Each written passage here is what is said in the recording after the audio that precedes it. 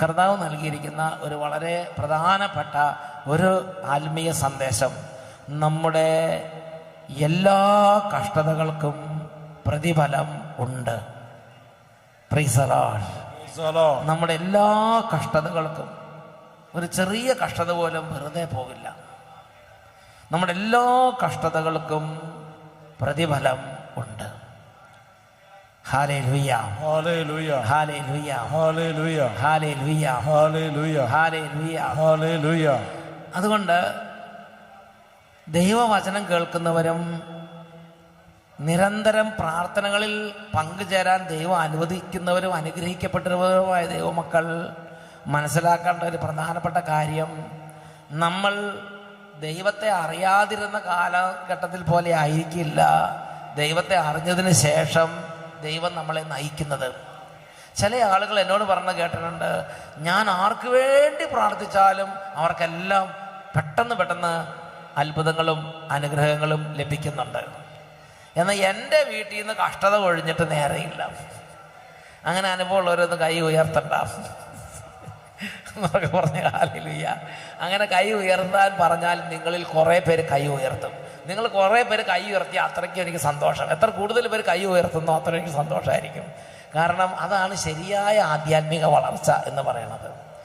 അതായത് നമ്മൾ ശരിയായ ആധ്യാത്മിക വളർച്ചയുടെ പാതയിലാണെങ്കിൽ നമ്മൾ ധ്യാനം കൂടുന്തോറും നമ്മൾ പ്രാർത്ഥിക്കുന്തോറും നമ്മുടെ കാര്യങ്ങളിൽ, നമ്മുടെ ജീവിതങ്ങളിൽ സഹനവും ഞെരുക്കവും കൂടി വരികയും മറ്റുള്ളവർക്കെല്ലാം 5 അപ്പം വർദ്ധിപ്പിച്ച് 5000 പേർക്ക് കൊടുത്തതുപോലെ സ്ലീഹന്മാർക്കൊന്നും കൊടുത്തിട്ടില്ല. സ്ലീഹന്മാരോട് കതിരൊക്കെ പറിച്ചത് വളരെ പറഞ്ഞത്. പക്ഷേ ആളുകൾക്ക് 5 അപ്പമൊക്കെ പറിച്ച്, അല്ല 5 അപ്പം പറിച്ചല്ല, 5 അപ്പമൊക്കെ അത്ഭുതം ചെയ്ത് 5000 പേർക്കൊക്കെ അങ്ങോട്ട് കൊടുത്ത്, മീനൊക്കെ എന്താ നല്ല മീൻ കഷ്ണങ്ങളൊക്കെ അടിച്ചു വിടുകയാണ് ആളുകൾ. എന്നൊക്കെ പറഞ്ഞ് ഹല്ലേലൂയ, പ്രൈസ് ദി ലോർഡ്. ശിഷ്യന്മാർക്കൊന്നും അങ്ങനെയൊന്നും എപ്പോഴൊന്നും കൊടുത്തിട്ടില്ല. 12 പേരുണ്ടല്ലോ, അവർ മിക്കപ്പോഴും പട്ടിണിയിലും വിശപ്പിലൊക്കെ ആയിരുന്നു. അങ്ങനെ പട്ടിണി മൂത്തിട്ടാണ് എന്ത് ചെയ്തത്, കതിരൊക്കെ പറിച്ച് തിന്നാൻ തുടങ്ങിയത്. വേണമെങ്കിൽ ഇറച്ചി മീൻ ഇടയ്ക്കിടയ്ക്ക് വർദ്ധിപ്പിച്ച് കൊടുത്തുകൂടെ? ഇന്ന് നിങ്ങൾക്ക് നല്ല വിശപ്പുണ്ടല്ലേ, ഓക്കെ ഇന്ന് നിങ്ങളിത് കഴിച്ചു, ഒരാഴ്ചയല്ല കഴിച്ചിട്ട് ഇത് കഴിച്ചോളാം പറഞ്ഞ് അങ്ങനെ ഇടയ്ക്കിടയ്ക്ക് കൊടുത്തുകൂടെ? അങ്ങനെയൊന്നും ഈശോ ചെയ്തില്ല. വേറൊരു വാക്കി പറഞ്ഞാൽ, എൻ്റെ പ്രിയപ്പെട്ട സഹോദരങ്ങളെ, നിങ്ങൾ ദൈവത്തെ അറിയാത്ത കാലഘട്ടത്തിൽ ദൈവം നിങ്ങളോട് ഇടപെടുന്നത് പോലെ ആയിരിക്കില്ല നിങ്ങൾ ദൈവത്തെ അറിഞ്ഞ് കൂടുതൽ ദൈവത്തോട് അടുക്കുന്തോറും സംഭവിക്കുന്നത്. എൻ്റെ ജീവിതത്തിൽ ഞാൻ നിങ്ങളോട് പറയാം, ഞാൻ ഓരോ വർഷവും എത്രമാത്രം കൂടുതൽ പ്രാർത്ഥന കൂട്ടുന്നോ, എത്രമാത്രം കൂടുതൽ നമ്മൾ ബൈബിൾ വായിക്കുന്നോ, എത്രമാത്രം കൂടുതൽ നമ്മൾ കർത്താവിനെ കൂടുതൽ സ്നേഹിക്കാൻ വേണ്ടി ആഗ്രഹിക്കുന്നോ, അപ്പോഴൊക്കെ നമുക്ക് ചിന്തിച്ചാൽ പോലും മനസ്സിലാക്കാൻ പറ്റാത്ത വിധമുള്ള ചില സംഭവങ്ങളും പ്രതിഭാസങ്ങളും ഉണ്ടാവുകയാണ്. അത് നമ്മുടെ വീട്ടിലുണ്ടാവും, നമ്മുടെ ഇടവകയിലുണ്ടാവും, നമ്മുടെ സഭയിലുണ്ടാവും. Hallelujah, hallelujah, hallelujah. ഒപ്പം വർക്ക് ചെയ്യുന്ന ആളുകളുടെ ജീവിതത്തിൽ ഉണ്ടാവും. ഈ അജയന്റെ കിഡ്നി 2 പോയി. അത്രയും ആത്മാർത്ഥമായി വർക്ക് ചെയ്ത അജയന്റെ കിഡ്നിയാണ് 2 അടിച്ചു പോയത്. 2 കിഡ്നി ഫെയിലിയറായി. എല്ലാവരും കരഞ്ഞ് പ്രാർത്ഥിച്ചു. പക്ഷെ സഹനത്തിൻ്റെ മേൽ സഹനം. പക്ഷെ അജയൻ നല്ല സന്തോഷമായിട്ട് യേശുവേ എന്ന് വിളിച്ചുകൊണ്ടിരിക്കുക. പക്ഷേ പിന്നെ വേറൊരാൾ 1 വർഷം കഴിഞ്ഞ് 1 വർഷം സഹിച്ചു എന്ന് പറഞ്ഞാൽ അങ്ങേയറ്റം സഹിച്ചിട്ടുണ്ട്. അങ്ങനെ കുറേ സഹിച്ചു കഴിഞ്ഞപ്പോൾ കർത്താവ് ഒരാളെ ഉയർത്തി. അയാളുടെ കിഡ്നി അയാൾ ഡൊണേറ്റ് ചെയ്തു. അപ്പോൾ എന്ത് ചെയ്തു, അജയന് കിഡ്നി ട്രാൻസ്പ്ലാന്റേഷൻ നടത്താൻ ദൈവം അനുവദിച്ചു. അതിന് കുറച്ച് തടസ്സങ്ങൾ എപ്പോഴും ആകും. ഇഞ്ചോടിഞ്ച് തടസ്സങ്ങളാണ്.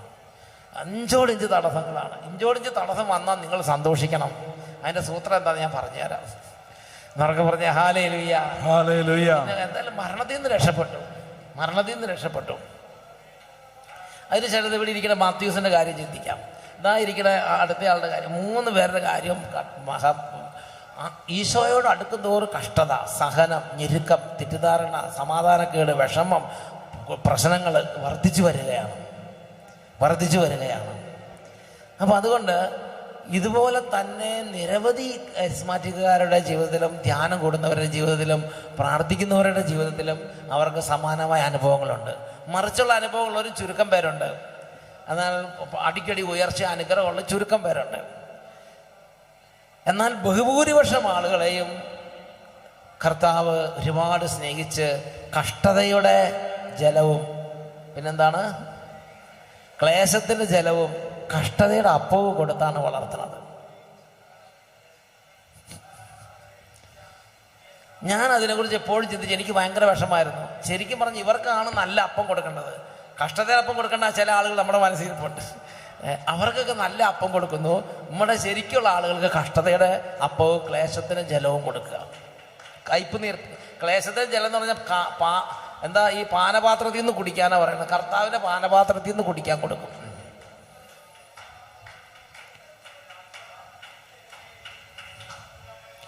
എന്നൊക്കെ പറഞ്ഞ ഹല്ലേലൂയ. അതിനെ കുറിച്ച് ചിന്തിച്ച സമയത്ത് അപ്പൊ കർത്താവ് പറഞ്ഞത് എങ്ങനെയാണ്, നിങ്ങൾ ഇപ്പോൾ ചിന്തിക്കുന്നത് പോലെ നിങ്ങൾ ചിന്തിച്ചാൽ ഇതിന്റെ അർത്ഥം ഒരിക്കലും നിങ്ങൾക്ക് മനസ്സിലാവുകയില്ല. നിങ്ങൾ ചിന്തിക്കണമെങ്കിൽ ആദ്യം തന്നെ നിങ്ങളുടെ വിളിയെക്കുറിച്ച് മനസ്സിലാക്കണം. നിങ്ങളുടെ വിളിയെക്കുറിച്ച് മനസ്സിലാക്കിയിട്ട് ചിന്തിച്ചാലാണ് നിങ്ങൾക്ക് ഇതിന്റെ അർത്ഥങ്ങൾ മനസ്സിലാവുകയുള്ളൂ. എന്താണ് നമ്മുടെ വിളി? നമ്മുടെ വിളി നമുക്ക് ആദ്യം തന്നെ മനസ്സിലാക്കണം. രണ്ട് ലോകങ്ങളുണ്ട്. ഒന്ന് ഈ ലോകത്ത് ജീവിക്കുന്ന ആളുകൾ. ഇപ്പോൾ 800 കോടി അല്ലല്ലോ അല്ലേ, 1000 കോടിയുടെ അടുത്തായിട്ടുണ്ടാവും. കുറച്ച് കാലം മുമ്പ് 800 കോടിയൊക്കെ ആയിരുന്നു. അപ്പോൾ അത് കൂടിയിട്ടുണ്ട്. 800 കോടി ജനങ്ങൾ, 900 കോടി ജനങ്ങൾ എന്ന് വിചാരിക്കുക. അത് ഇപ്പോഴത്തെ ഈ ലോകം, നമ്മുടെ മക്കള്, ബന്ധുക്കള്, മിത്രങ്ങള്, പിന്നെ നമ്മുടെ വാർഡിലുള്ളവർ, പള്ളിയിലുള്ളവർ, ഇടവക്കാര്, അവരുടെ മുമ്പിൽ നമുക്കൊരു ജീവിതമുണ്ട്. നമ്മുടെ മക്കളുടെ മുമ്പിലുള്ള ജീവിതം, നമ്മുടെ സ്കൂളിൽ നമ്മുടെ കൂട്ടുകാരുടെ മുമ്പിലുള്ള ജീവിതം, നമ്മുടെ ഇടവക്കാരുടെ മുമ്പിലുള്ള ജീവിതം. അപ്പൊ നമ്മുടെ കാഴ്ചപ്പാട് എന്താ? ഇവരുടെയൊക്കെ മുമ്പിൽ നമ്മളിങ്ങനെ പൊങ്ങിയിരിക്കണം എന്നാണ് നമ്മുടെ കാഴ്ചപ്പാട്. എന്നാൽ നമ്മുടെ കർത്താവിൻ്റെ കണ്ണിൽ ഇരിക്കുന്നത് വരാനിരിക്കുന്ന ഒരു ലോകമുണ്ട്. അപ്പൊ ഒന്ന് ഈ ലോകമുണ്ട്, രണ്ട് വരാനിരിക്കുന്ന ഒരു ലോകമുണ്ട്. ആ ലോകത്ത് എത്ര പേരുണ്ട്? ഇപ്പൊ ഇവിടെ 800 കോടിയാണെങ്കിൽ അവിടെ എത്ര പേരുണ്ടെന്ന് അറിയാവോ? അവിടെ ഈ ആയിരക്കണക്കിന് വർഷങ്ങളായി മരിച്ചുപോയ പുണ്യപിതാക്കന്മാര് ലക്ഷോപലക്ഷം കോടി ഉണ്ടാവുമെന്ന് ഞാൻ വിചാരിക്കുന്നത്. അസംഖ്യം എന്നാണ്, എണ്ണി തിട്ടപ്പെടുത്താൻ പറ്റാത്തത്ര. ഇവിടെ 800 കോടിയുടെ മുമ്പിലുള്ള ജീവിതം അല്ല ശരിക്കുള്ള റിയൽ ലൈഫ്. കോടാനുകോടി, ലക്ഷോപലക്ഷം കോടി ജനങ്ങളുള്ള വരാനിരിക്കുന്ന ലോകമുണ്ട്. ആ വരാനിരിക്കുന്ന ലോകത്തിൽ അവരുടെ മുമ്പിൽ, സ്വർഗവാസികളുടെ മുമ്പിൽ നമുക്ക് നല്ല വിലയും നിലയും, നല്ല സ്റ്റാറ്റസ്, നല്ല ഉയർച്ച ഉണ്ടാകണം. അതാണ് ദൈവം ആഗ്രഹിക്കുന്ന വളരെ പ്രധാനപ്പെട്ട ഒരു കാര്യം. ഇവിടെ 10-30 വർഷം, 10-50 വർഷം അല്ലെങ്കിൽ 10-100 വർഷം ഈ കാണുന്ന ഈ ഡൂക്കിലുകളുടെ മുമ്പിലുള്ള വില കിട്ടിയിട്ട് എന്താ കാര്യം എന്നാണ് കർത്താവ് ചോദിക്കുന്നത്. എന്നാൽ ലക്ഷോപലക്ഷം കോടിക്കണക്കിനുള്ള അസംഖ്യം, എണ്ണിത്തിട്ടപ്പെടുത്താൻ പറ്റാത്ത അത്ര ജനങ്ങളുള്ള വരാനിരിക്കുന്ന ലോകത്ത് കോടാനുകോടി വർഷങ്ങളുള്ള ജീവിതത്തിലേക്ക് നമ്മളുടെ പേര് ലിസ്റ്റ് ചെയ്ത് കഴിഞ്ഞാൽ, നമ്മുടെ പേര് എൻ്റർ ചെയ്ത് കഴിഞ്ഞാൽ, പിന്നെ അവിടേക്കുള്ള നിക്ഷേപങ്ങൾ കർത്താവ് തന്നെ എന്നോട് ഇഷ്ടമുള്ള, എൻ്റെ കർത്താവിൻ്റെ ഇഷ്ടമാണ്, എൻ്റെ കർത്താവിൻ്റെ താല്പര്യമാണ് എനിക്ക് അവിടെ നല്ല നിലയും വിലയും ഉണ്ടാകണം, എനിക്ക് അവിടെ നല്ല നല്ല സ്റ്റാറ്റസ്, നല്ല ഉയർന്ന സ്ഥിതി ഉണ്ടാകണമെന്നത് ഞാൻ ആഗ്രഹിക്കുന്നതിനേക്കാൾ എൻ്റെ കർത്താവാണ് ആഗ്രഹിക്കുന്നത്. ഉച്ചത്തിൽ പറഞ്ഞ ഹല്ലേലൂയ.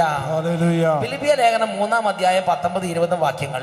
ഫിലിപ്പിയ ലേഖനം 3-ാം അധ്യായം 19-20 വാക്യങ്ങൾ. അവിടെ നമ്മൾ ഇങ്ങനെയാണ് കാണുന്നത്. ഫിലിപ്പിയ ലേഖനം 3-ാം അധ്യായം 19-20 വാക്യങ്ങൾ. നാശമാണ് അവരുടെ അവസാനം, ഉദരമാണ് അവരുടെ ദൈവം. ലജ്ജാകരമായതിൽ അവർ അഭിമാനം കൊള്ളുന്നു, ഭൗമികമായത് മാത്രം അവർ ചിന്തിക്കുന്നു. ഒരു പറ്റം ആളുകളുടെ സ്ഥിതി ഭൗമികമായത് മാത്രം. കൂട്ടുകാരുടെ ഇടയിൽ എൻ്റെ പേരും വിലയും, ബന്ധുക്കളുടെ ഇടയിൽ നല്ല വീടും സാരിയും ചെരുപ്പും, കല്യാണം നടക്കുമ്പോൾ കുറേ സ്വർണ്ണമൊക്കെ ഇട്ട് നല്ല നിലയിൽ നിൽക്കണം, ഇങ്ങനെയൊക്കെ അല്ലാതെ, ഭൗമികമായത് മാത്രമല്ലാതെ സ്വർഗത്തിൽ നല്ല ഒരു മാല, അങ്ങനെ ആഗ്രഹിക്കുന്നവരുണ്ടോ? സ്വർഗത്തിൽ നല്ല ഒരു കിരീടം, സ്വർഗത്തിൽ നല്ലൊരു സ്വീകരണം, സ്വർഗത്തിൽ നല്ലൊരു വിരുന്ന്, സ്വർഗത്തിൽ നല്ല ഈശോയോട് കൂടെ വിരുന്നിനിരിക്കുക, സ്വർഗത്തിലെ സന്തോഷം, സ്വർഗത്തിൽ അവിടെയുള്ളവരുടെ ഇടയിൽ ഉയർന്ന സീറ്റ്. ഇവിടെ നമ്മൾ ഉയർന്ന സീറ്റ്, മുൻപന്തിയുള്ള സീറ്റ്, ഉയർന്ന സ്ഥാനം, നല്ല മാല, അതൊക്കെ നമ്മൾ പ്രതീക്ഷിക്കുന്നുണ്ട്. നല്ല വീട്, സ്വർഗത്തിൽ നല്ല വീട്, സ്വർഗത്തിൽ നല്ല മാല, സ്വർഗത്തിൽ നല്ല ചെരുപ്പ്, സ്വർഗത്തിൽ നല്ല ഉയർന്ന സ്ഥിതി, നല്ല തിളക്കം. ഇത് നമുക്ക് കാണാൻ കൃത്യവിധം നമ്മുടെ വിശ്വാസത്തിൻ്റെ കണ്ണുകൾ പ്രവർത്തിക്കുന്നില്ല. അതുകൊണ്ട് നമ്മൾ ഭൗമികമായത് മാത്രം ചിന്തിക്കുന്നത് കൊണ്ടാണ് ഈശോ നമുക്ക് വേണ്ടി ചെയ്യുന്ന ഈ കഷ്ടതയുടെ അപ്പവും ക്ലേശത്തിന് ജലത്തിൻ്റെ അർത്ഥം നമ്മൾ മനസ്സിലാക്കാതെ പോകുന്നത്. ഭൗമികമായത് മാത്രം നമ്മൾ ചിന്തിക്കുന്നതുകൊണ്ടാണ്. അടുത്ത് വായിച്ചു നോക്കിക്കേ, അടുത്ത രേഖപ്പെടുത്തിയിരിക്കുന്നത്, എന്നാൽ നമ്മുടെ പൗരത്വം ധ്യാനം കൂടി, വചനം കേട്ടു, പ്രാർത്ഥിച്ചു, കുമ്പസാരിച്ചു, കർത്താവിനെ ഹൃദയത്തിൽ രക്ഷിതാനാഥനായി സ്വീകരിച്ചു. നമ്മുടെ പൗരത്വം സ്വർഗത്തിലാണ്. അവിടെ നിന്ന് ഒരു രക്ഷകനെ, കർത്താവായ യേശു ക്രിസ്തുവിനെ നാം കാത്തിരിക്കുന്നു. അപ്പോൾ നമ്മുടെ പൗരത്വ സ്വർഗത്തിലാണ്. നമുക്ക് അവിടെയാണ് യഥാർത്ഥ വീട്.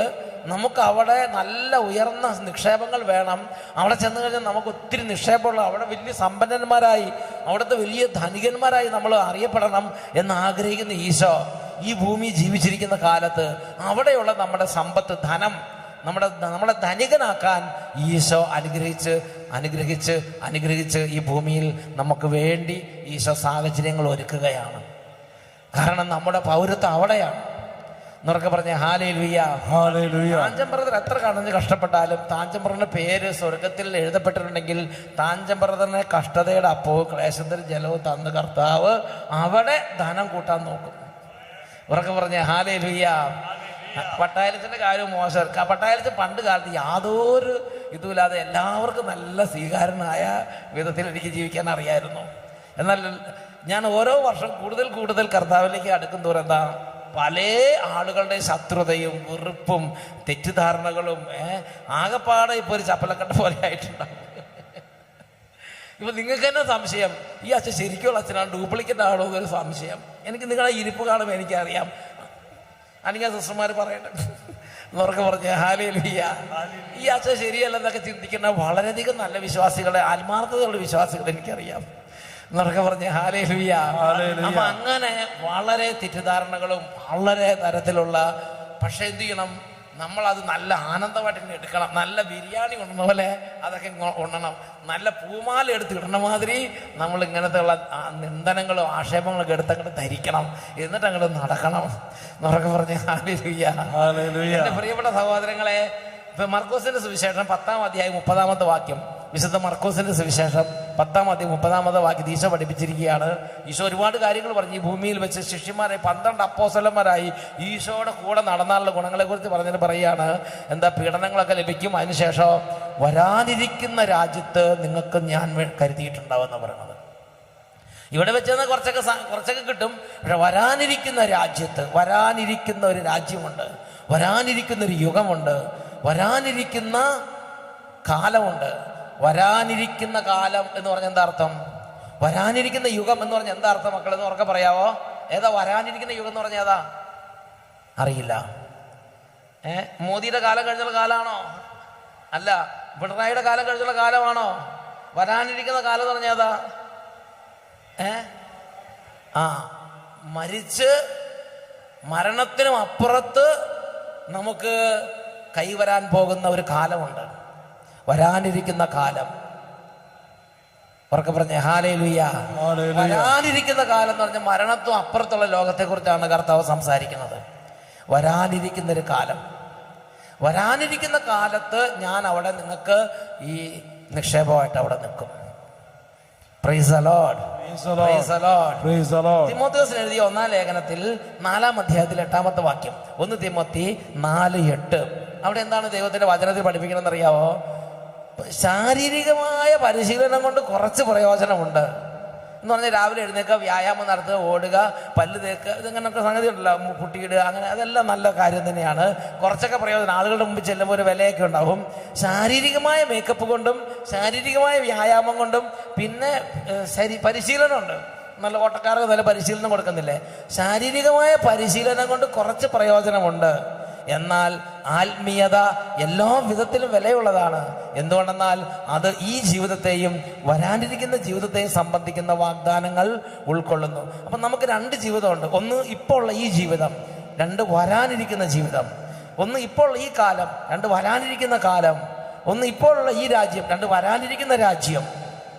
Price the Lord. അപ്പോൾ വരാനിരിക്കുന്ന ജീവിതം, വരാനിരിക്കുന്ന കാലം, വരാനിരിക്കുന്ന രാജ്യം, വരാനിരിക്കുന്ന സൗഭാഗ്യം. എല്ലാവർക്കും പറഞ്ഞ ഹാലേലൂയ. ഹല്ലേലൂയ. രണ്ട് ലോകങ്ങളിലും ശ്രദ്ധയുള്ളവരാണ് ക്രിസ്ത്യാനികള്. എന്നൊക്കെ പറഞ്ഞ ഹാലേലൂയ. ഹല്ലേലൂയ. ഹാലേലൂയ. ഹല്ലേലൂയ. രണ്ട് ലോകങ്ങളെ കുറിച്ച് ചിന്തിച്ചുകൊണ്ടിരിക്കുന്നവരാണ് നമ്മള്. നമ്മളുടെ പ്രത്യാശ ഇവിടെ മാത്രമല്ല, നമ്മൾ ഇവിടെ ശരിക്കും ജീവിക്കും, നമ്മൾ വരാനിരിക്കുന്ന ലോകത്തിന് വേണ്ടി ജീവിക്കുന്നുണ്ട്. ഈ കാര്യം നമ്മൾ നമ്മുടെ കുട്ടികളും അറിയണം. എന്നൊക്കെ പറഞ്ഞ hallelujah. Hallelujah. Hallelujah. Hallelujah. Hallelujah. Hallelujah. കൊരിന്ത്യർ എഴുതിയ 1-ാം ലേഖനത്തിൽ 2-ാം അധ്യായത്തിൽ 9-ാമത്തെ തിരുലിഖിതം, 1 Corinthians chapter 2 verse 9, 1 Corinthians 2:9, അവിടെ എങ്ങനെയാണ് രേഖപ്പെടുത്തിയിരിക്കുന്നത്?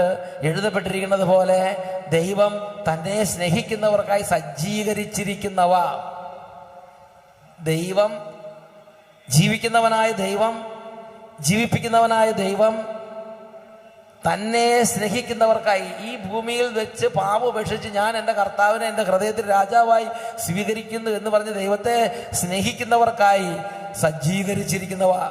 കണ്ണുകൾ കാണുകയോ ചെവികൾ കേൾക്കുകയോ മനുഷ്യ മനസ്സ് ഗ്രഹിക്കുകയോ ചെയ്തിട്ടില്ലല്ലോ. അത്രയും വലിയ നിക്ഷേപം, അത്രയും വലിയ സന്തോഷം, അത്രയും വലിയ നല്ല പാരിതോഷികങ്ങൾ, നല്ല റിവാർഡ് പ്രതിഫലം വരാനിരിക്കുന്ന രാജ്യത്തിൽ ദൈവം എനിക്ക് തരും. എനിക്ക് വേണ്ടി സജ്ജീകരിച്ച് വെച്ചിരിക്കുകയാണത്. വിശുദ്ധ മത്തായിയുടെ സുവിശേഷം 16-ാം അധ്യായം 27-ാം തിരുലിഖിതം, വിശുദ്ധ മത്തായിയുടെ സുവിശേഷം 16-ാം അധ്യായം 27-ാമത്തെ തിരുലിഖിതം, മനുഷ്യപുത്രൻ സ്വപിതാവിന്റെ മഹത്വത്തിൽ തൻ്റെ ദൂതന്മാരോട് ഒത്തു വരാനിരിക്കുന്നു എന്ന് പറഞ്ഞാൽ വലിയ പ്രധാന ദൂതന്റെ കാഹളധ്വനി മുഴങ്ങുന്നു, എല്ലാ മാലാഖമാരും വരുന്നു, സ്വർഗവാസിലെല്ലാം വരുന്നു. മനുഷ്യപുത്രൻ പ്രതാപത്തോടെ അഗ്നിജ്വാലകളുടെ മധ്യേ പ്രത്യക്ഷനാകുമ്പോൾ പിതാവിനോടൊത്ത് മഹത്വത്തിൽ ദൂതന്മാരോട് കൂടെ വലിയ അഗ്നിജ്വാലകളുടെ മധ്യ പ്രത്യക്ഷപ്പെടുമ്പോൾ അവൻ ഓരോരുത്തർക്കും ഇപ്പൊ വട്ടായലസിന് വേറെ, അജയന് വേറെ, താഞ്ചം ബ്രദറിന് വേറെ ഓരോരുത്തർക്കും ഇൻഡിവിജ്വലായിട്ട് പേഴ്സൺ ബൈ പേഴ്സൺ, നിങ്ങൾക്ക് വേറെ, ഈ ഇരിക്കുന്ന നിങ്ങൾക്ക് വേറെ, കസേര ഇരിക്കുന്നവർക്ക് വേറെ, കഷ്ടപ്പാട് കൂടുതൽ സഹിക്കുന്നവർക്ക് കൂടുതൽ പ്രതിഫലം, കുറച്ച് സഹിക്കുന്നവർക്ക് കുറച്ച് പ്രതിഫലം, സുഖിക്കുന്നവർക്ക് നഷ്ടം, സഹിക്കുന്നവർക്ക് ലാഭം. ഇന്ന് നിങ്ങൾ വിചാരിക്കും സുഖിക്കുന്നവർ അവരാണ് ഭാഗ്യവാന്മാർ, നമ്മൾ മോശക്കാരൻ. അങ്ങനെയല്ല. അന്നത്തെ സ്ഥിതി അനുസരിച്ച് ഇങ്ങനെയായിരിക്കും. നിങ്ങൾ ഈ ഒരു പ്രിൻസിപ്പിൾ അന്ന് മനസ്സിലാക്കും. ഭൂമിയിൽ വെച്ച് സുഖിക്കുന്നവർക്ക് നഷ്ടം, സഹിക്കുന്നവർക്ക് ലാഭം. അതാണ്. അപ്പൊ മനുഷ്യപുത്രൻ വായിച്ചു നോക്കിയേ, എന്താ പറയണത്? മനുഷ്യപുത്രൻ വരുമ്പോൾ എന്താ, അവൻ ഓരോരുത്തർക്കും ഒരു കോമൺ ആയിട്ട്, കൊല്ലംകാർക്ക്, പാലക്കാടുകാർക്ക് അങ്ങനെയല്ല കൊടുക്കണത്. ഓരോ വ്യക്തിയെയും, ശെമയോന്റെ പുത്രനായ പത്രോസ്, അങ്ങനെയല്ലേ, കേപ്പ, praise the Lord, hallelujah, hallelujah, hallelujah, hallelujah, hallelujah, hallelujah. ഓരോരുത്തർ അപ്പന്റെ പേര് വിളിച്ചിട്ടായിരിക്കും തരാൻ പോണത്. എന്നെ വിളിക്കുന്നത് വട്ടായിൽ വർഗീസിന്റെ മകനായ സേവിയാർ VV ഇങ്ങോട്ട് വാർപ്പിക്കാൻ പറഞ്ഞു.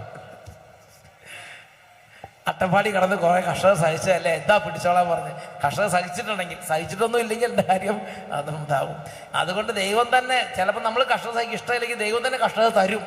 എന്തെങ്കിലും ഇത്രയും കാലം ഓടി നടന്നതാണ്, അവിടെ വരുമ്പോൾ എന്തെങ്കിലും കാശിന് വിലയുണ്ടാകണം എന്ന് വിചാരിച്ച് കുറേ കഷ്ടതയും കുറേ തെറ്റിദ്ധാരണയും കുറേ ചീത്തവിളി എതിർപ്പും ഒക്കെ എങ്ങനെയെങ്കിലും ഉണ്ടാക്കും ദൈവം. ഉറക്കെ പറഞ്ഞേ hallelujah, hallelujah, hallelujah, hallelujah, hallelujah, hallelujah, hallelujah, hallelujah, hallelujah, hallelujah. പ്രിയപ്പെട്ട സഹോദരങ്ങളെ, അതുകൊണ്ട് ഈ ഒരു കാര്യത്തെക്കുറിച്ച് നമ്മൾ നന്നായി മനസ്സിലാക്കിയാൽ നമ്മുടെ ഈ ജീവിതത്തിൽ, പ്രത്യേകിച്ച് പ്രാർത്ഥിക്കുന്നവരുടെ ജീവിതത്തിൽ, പ്രത്യേകിച്ച് കുറച്ച് ആത്മാർത്ഥമായി ഈശോയ്ക്ക് വേണ്ടി അത്യധ്വാനം ചെയ്യുന്നവരുടെ ജീവിതത്തിൽ വരെ തകർച്ച കാണുമ്പോൾ നമുക്ക് പിന്നെ ആവേശം തോന്നും. പിന്നെ ആവേശം തോന്നും. ഇത് പോരാ, എനിക്ക് ഇതിൽ കൂടുതൽ വേണം, ഇത് പോരാ, എനിക്ക് ഇതിൽ കൂടുതൽ വേണം എന്ന് പറഞ്ഞ് ഈ ഒരു പാനപാത്രം കുടിക്കാൻ നമുക്ക് ഒരു ആവേശം ഉണ്ടാവും. ആവേശം ഉണ്ടാകണമെങ്കിൽ ആരെങ്കിലും ഇത് പറഞ്ഞു തരണം, എന്താണ് ഇതിൻ്റെ മർമ്മം പറഞ്ഞു തരണം. ഇതിനെക്കുറിച്ച് വിശുദ്ധ ഫൗസ്റ്റീന ഡയറിയിൽ ഇതിനെക്കുറിച്ച് കാണുന്ന ഇങ്ങനെയാണ്. 78-ാമത്തെ പാരഗ്രാഫ്. വിശുദ്ധ ഫൗസ്റ്റീനയൊക്കെ എന്താച്ചാൽ, ഫൗസ്റ്റീനയുടെ പ്രശ്നം ഇതാണ്. അതൊന്ന് പറഞ്ഞിട്ട് അത് കാണിക്കാം. അതിനകത്ത് അണ്ടർലൈൻ ചെയ്ത കുറച്ച് ഭാഗമുണ്ട്. അപ്പോൾ അത് അണ്ടർലൈൻ ചെയ്ത് തന്നെ കാണിക്കണം എന്നൊക്കെ പറഞ്ഞേ. Hallelujah, hallelujah. എൻ്റെ പ്രിയപ്പെട്ട വിശുദ്ധ ഫൗസ്റ്റീനയ്ക്ക് എന്താ കുഴപ്പമെന്നറിയോ? വിശുദ്ധ ഫൗസ്റ്റീന എന്ന് പറഞ്ഞൊരു നല്ല സിസ്റ്ററാണ്, വിശുദ്ധയായ സിസ്റ്ററാണ്. വിശുദ്ധ ഫൗസ്റ്റീനയുടെ പ്രത്യേകത എങ്ങനെയാണ്? വിശുദ്ധ ഫൗസ്റ്റീന ഇങ്ങനെ ഇരിക്കുമ്പം വിശുദ്ധ ഫൗസ്റ്റീനയുടെ ശരീരത്തിൽ മുഴുവനും ഭയങ്കരമായ ഒരു വേദന അങ്ങോട്ട് കയറും. എപ്പോഴാ? രാത്രി കാലങ്ങളിൽ. രാത്രി 9 മണി വരെ കുഴപ്പമുണ്ടായാൽ 9 മണി തൊട്ട് നേരം വെളുക്കുന്നത് വരെ സഹിക്കാൻ പറ്റാത്ത വേദന. അയ്യോ അയ്യോ എന്ന് പറഞ്ഞ് നിലവിളിച്ച് കരയണത് പോലെ അത്രയും വലിയ വേദന വിശുദ്ധ ഫൗസ്റ്റീനയ്ക്ക് ഉണ്ടാവും. അപ്പം അതിന് സഹിക്കാൻ പറ്റാതെ അവിടെ നിലവിളിക്കുക, അയ്യോ. അപ്പം എന്ത് ചെയ്യും? അവിടെ നല്ല മദർ, നല്ല കമ്മ്യൂണിറ്റി മെമ്പേഴ്സ് അവരെല്ലാം ഓടി വരും. ഓടി വന്നിട്ട് ഈ ഫൗസ്റ്റീനെ ശരിക്കും കെയർ ചെയ്യും. അപ്പോൾ പറയും നമുക്ക് നാളെ രാവിലെ തന്നെ ഡോക്ടറെ അടുത്ത് കൊണ്ടുപോകാമെന്നൊക്കെ പറയും. എന്നിട്ട് പിറ്റേ ദിവസം വെളുപ്പിന് തന്നെ അവർ മദറും എല്ലാ സമൂഹത്തിൽ ഒത്തിരി പേര് ചേർന്ന് ആ വണ്ടിയൊക്കെ വിളിച്ച് ഫൗസ്റ്റീനെ കൊണ്ടുപോയി ഏറ്റവും നല്ല ഡോക്ടറെ കൊണ്ട് കാണിക്കും. ഡോക്ടർ ചെക്കപ്പ് ചെയ്ത് അതിനെ ഡോക്ടർ പരിശോധിച്ച് നോക്കുമ്പോഴേ യാതൊരു കുഴപ്പമില്ല, ഒരു കുഴപ്പമില്ല, ഒരു രോഗം കാണുന്നില്ലെന്ന് പറഞ്ഞ് ഡോക്ടർ മടക്കി അയക്കും. അപ്പം പകൽ വരുമ്പോൾ ഒരു കുഴപ്പമില്ല, ഫൗസ്റ്റീൻ അങ്ങനെ നന്നായിട്ട് എല്ലാ കാര്യമൊക്കെ ചെയ്ത് അങ്ങനെ ഇരിക്കും. രാത്രിയായ ഫൗസ്റ്റീനെ തുടങ്ങും. അങ്ങനെ ഒരു കുറച്ച് ദിവസം കഴിയുമ്പോൾ എന്തായിരിക്കും ഫൗസ്റ്റീനയുടെ സ്ഥിതി? ഫൗസ്റ്റീന പറഞ്ഞാൽ ശരീരത്തിലും എനിക്ക് സ്വൈര്യമില്ല, സമൂഹത്തിലുള്ള വിലയും പോയി. സമൂഹത്തിൽ എന്താ പറയണത്? ഇങ്ങനെ പിന്നെ ഇങ്ങനെ ഒരാഴ്ചയൊക്കെ അവർ നോക്കും. അത് കഴിഞ്ഞ് പിന്നെ ഇങ്ങനെ ആണെങ്കിലോ പകല് രോഗമില്ല, ഡോക്ടറെ അടുത്ത് ചെല്ലുമ്പോൾ രോഗമില്ല, എന്നാൽ രാത്രി കിടന്ന് ബഹളാണെങ്കിലോ. അപ്പോൾ അവർ പറയാം അതെ അത് ഓക്കെ നമുക്ക് മനസ്സിലായിട്ടുണ്ട് എന്ന് പറഞ്ഞ് അങ്ങനെ ഇതാക്കുള്ളൂ. അപ്പോൾ സമൂഹത്തിലുള്ള സർവ്വ വിലയും പോകും. സമൂഹത്തിൽ നമ്മളെ നല്ല വിലയോ നല്ല അഡ്രസ്സൊക്കെ കണ്ട് പോകും. സമൂഹത്തിൽ നമ്മളൊരു കള്ളിയെ പോലെയായി മാറും. സമൂഹത്തിൽ നമ്മളൊരു ഡ്യൂപ്ലിക്കേറ്റ് പോലെയും ഒരു എന്താ പറയുന്നത് ഒരു തട്ടിപ്പുകാരനെ പോലെയായിട്ട് ചിന്തിക്കാൻ തുടങ്ങും. ഒരു തട്ടിപ്പുകാരി അല്ലെങ്കിൽ തട്ടിപ്പുകാരൻ.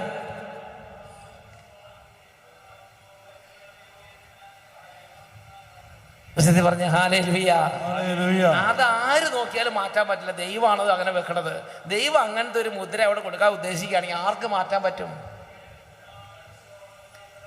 അപ്പൊ കാണുന്നവര് കാണുന്നത്, പ്രത്യേകിച്ച് നമ്മുടെ സ്വന്തം സമൂഹത്തില്.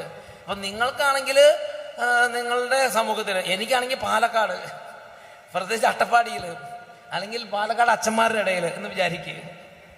നിങ്ങൾക്ക് നിങ്ങളുടേതായ സമൂഹത്തിൽ അവരവർക്ക് എവിടെയാണോ അറിവും പരിചയമുള്ളവർ ആ പരിചയക്കാരുടെ മുമ്പിൽ നമ്മൾ തീർത്തും ഒരു വേസ്റ്റ് പോലെ ആക്കി കളയും. അതാണ്. എന്നിട്ട് അപ്പം അതുകൊണ്ട് ഇങ്ങനെ ചെയ്ത സമയത്ത് ഈ ഫൗസ്റ്റീനാമ്മ പറയാണ്, എനിക്ക് പ്രാർത്ഥിക്കാൻ വന്നിരുന്നാൽ പ്രാർത്ഥിക്കാൻ പോലും പറ്റണില്ല. കാരണം ഫൗസ്റ്റീനയ്ക്ക് മനസ്സിലാണല്ലോ ഇത് എന്താന്ന്. മനസ്സാവാച അറിഞ്ഞിട്ട് ചെയ്യുന്നില്ല, പക്ഷെ ഇതിങ്ങനെയാണ് സംഭവിച്ചുകൊണ്ടിരിക്കുന്നത്. അതുകൊണ്ട് പ്രാർത്ഥിക്കാൻ പോലും പറ്റണില്ല. അപ്പൊ ഈശോ പറയുന്നതാണ്, വായിച്ചു നോക്കിക്കേ, ദൈവം ഒരാത്മാവിന് ഇപ്രകാരം വലിയ സഹനങ്ങൾ അയക്കുമ്പോൾ അതിനെ അതിജീവിക്കാനുള്ള വലിയ കൃപകളും അവിടെ നിന്ന് കൊടുക്കുന്നു. അത് നമ്മൾ മനസ്സിലാക്കുന്നില്ലെന്നേ ഉള്ളൂ. ആ സമയങ്ങളിൽ ചെയ്യുന്ന ഒരു ശരണത്തിന്റെ പ്രവൃത്തി വഴി ദൈവത്തിന് വലിയ മഹത്വം ലഭിക്കുന്നു. അപ്പൊ നമ്മൾ ദൈവമേ നീ നല്ലവനാണെന്ന് ആ സമയത്ത് പറഞ്ഞാൽ മതി. ആ സമയത്ത് നമ്മൾ ദൈവത്തോട് പോലും ദൈവം പോലും എൻ്റെ കൂടെ ഇല്ലെന്നൊക്കെ പറയാൻ നിൽക്കും. അതാണ് നമ്മുടെ കുഴപ്പം. ആ സമയത്ത് പറഞ്ഞത് ദൈവം നല്ലവനാണ്, ദൈവം ദോഷമായിട്ടൊന്നും ചെയ്യുകയില്ല, ദൈവ തിരുനാമം മഹത്വപ്പെടട്ടെ. ഇങ്ങനെ പറയണത് നമ്മുടെ ആത്മാവിൻ്റെ ഗ്ലോറി, നമ്മുടെ ആത്മാവിൻ്റെ പ്രഭ, നമ്മുടെ ആത്മാവിൻ്റെ ഗ്രേറ്റ്നെസ് ഭയങ്കരമായിട്ട് അങ്ങോട്ട് വർദ്ധിക്കും. ദൈവസ്നേഹം കൊണ്ട് നമ്മൾ മൂടും. പക്ഷെ അങ്ങനെ പറയാൻ പറ്റണം. അതിന് ദൈവം തന്നെ നമുക്ക് ആത്മീയമായ ചില പരിശീലനം തരും. അത് ആഗ്രഹിക്കുന്നവർക്കും ആഗ്രഹിക്കാത്തവർക്കൊക്കെ ദൈവം നിങ്ങളെ സ്നേഹിക്കുന്നുണ്ടെങ്കിൽ നിങ്ങളുടെ പേര് എൻ്റർ ചെയ്താൽ ഉടനെ കിട്ടാൻ തുടങ്ങും. എന്നൊക്കെ പറഞ്ഞ ഹല്ലേലൂയ, ഹല്ലേലൂയ, ഹല്ലേലൂയ. അതിനുശേഷം ഈശോ പറഞ്ഞു കൊടുക്കുന്ന കാര്യമുണ്ട്, അതെനിക്ക് ഭയങ്കര ഇഷ്ടപ്പെട്ടിട്ടുണ്ട്. ഈശോ എന്താ പറഞ്ഞു തീർക്കുന്നറിയോ? സമാശ്വാസത്തോടെ എന്ന് പറഞ്ഞാൽ പ്രാർത്ഥിക്കുമ്പോൾ ഒരു വരൾച്ചയില്ല, ഒരു മരുഭൂമി അനുഭവം ഒന്നുമില്ല. പ്രാർത്ഥിക്കുമ്പോഴേക്കും മാലാഖ വന്ന് ചിറകടിക്കുന്നു, പ്രാർത്ഥിക്കുമ്പോഴേക്കും പരിശുദ്ധാത്മാവ് എല്ലാം കൂടെ തീയായിട്ട് ഇങ്ങനെ വന്ന് ചുറ്റിനു നിൽക്കുന്നു. അങ്ങനെ സമാശ്വാസത്തോടെ ഒരുപാട് അനുഭവങ്ങളോടെ ഇങ്ങനെ പ്രാർത്ഥിക്കുമ്പോൾ ഇലക്ട്രിക് ഷോക്ക് ഉണ്ടാകുന്നു, ഇങ്ങനെ ഇങ്ങനെ പൊങ്ങിപ്പോകുന്നു. അങ്ങനെ പ്രാർത്ഥിക്കുമ്പോൾ വലിയ അനുഭവങ്ങളോടും വലിയ അനുഭൂതികളോടും സമാശ്വാസത്തോടും കൂടെ മണിക്കൂറുകൾ പ്രാർത്ഥിക്കുമ്പോൾ ഉണ്ടാകുന്നതിനേക്കാൾ ഏറെ ഫലമുണ്ട് ഈ ഇങ്ങനെ അന്ധകാരത്തിൽ ഇരിക്കുമ്പോൾ 1 മിനിറ്റ് പ്രാർത്ഥിച്ചാൽ മതി. ദൈവമേ എന്നൊന്ന് വിളിച്ചാൽ മതി ശരണത്തോടു കൂടെ. അതിന് ഒരു ദിവസം മുഴുവനും ഇരുന്ന് അനുഭവത്തോടെ പ്രാർത്ഥിക്കുന്നതിനേക്കാൾ വിലയുണ്ടെന്നാണ് പറയണത്. അതായത് നിങ്ങൾ അട്ടപ്പാടി സെയ്യോനി വന്ന് ഒരു ദിവസം മുഴുവനും നല്ല അനുഭവത്തിൽ ഇങ്ങനെ നല്ല തീയായിട്ട് ഇങ്ങനെ നിൽക്കുമ്പോൾ ഉള്ളതിനേക്കാൾ പ്രതിഫലമുണ്ട് നിങ്ങൾ വീട്ടിൽ ഇങ്ങനെ കർത്താവിന് വേണ്ടി ആത്മാർത്ഥമായി നിന്നിട്ട് എല്ലാവരാലും തെറ്റിദ്ധരിക്കപ്പെട്ട് എല്ലാവരാലും ചീത്ത വിളിക്കപ്പെട്ട് നിങ്ങൾക്ക് പ്രാർത്ഥിക്കാനും പറ്റുന്നില്ല.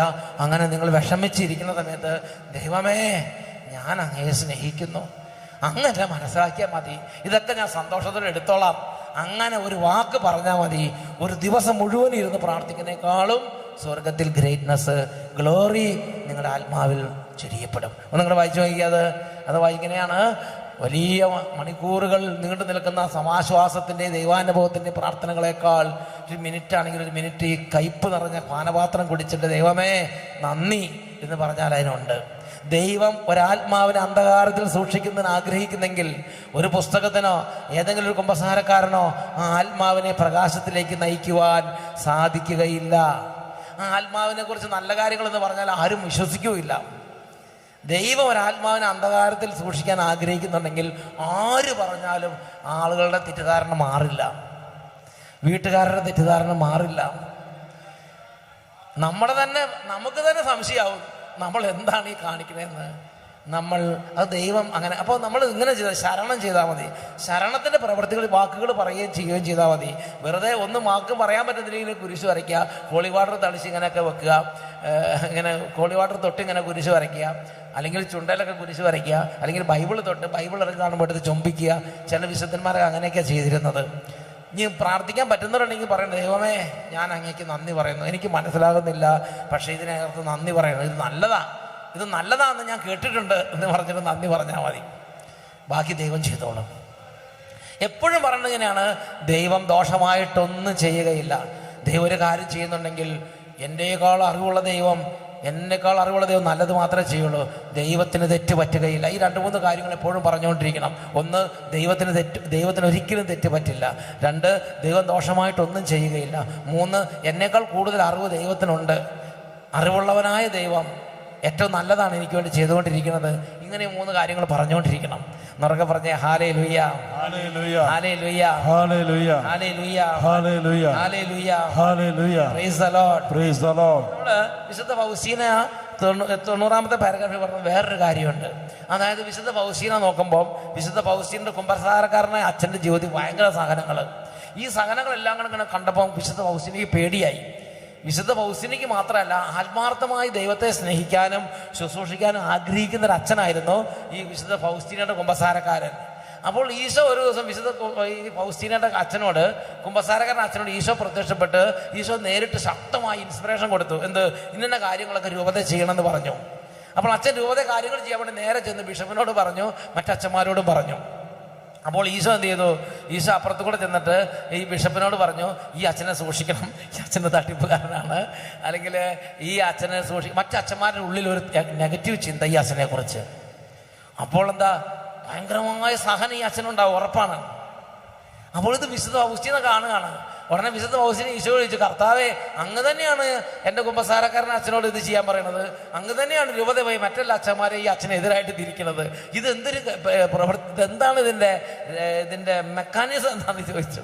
അപ്പോൾ ഈശോ പറഞ്ഞു കൊടുക്കുന്നതാണ് 90-ാമത്തെ പാരഗ്രാഫിൽ വിശുദ്ധ ഫൗസ്റ്റീന എഴുതി വെച്ചിരിക്കുന്നത്.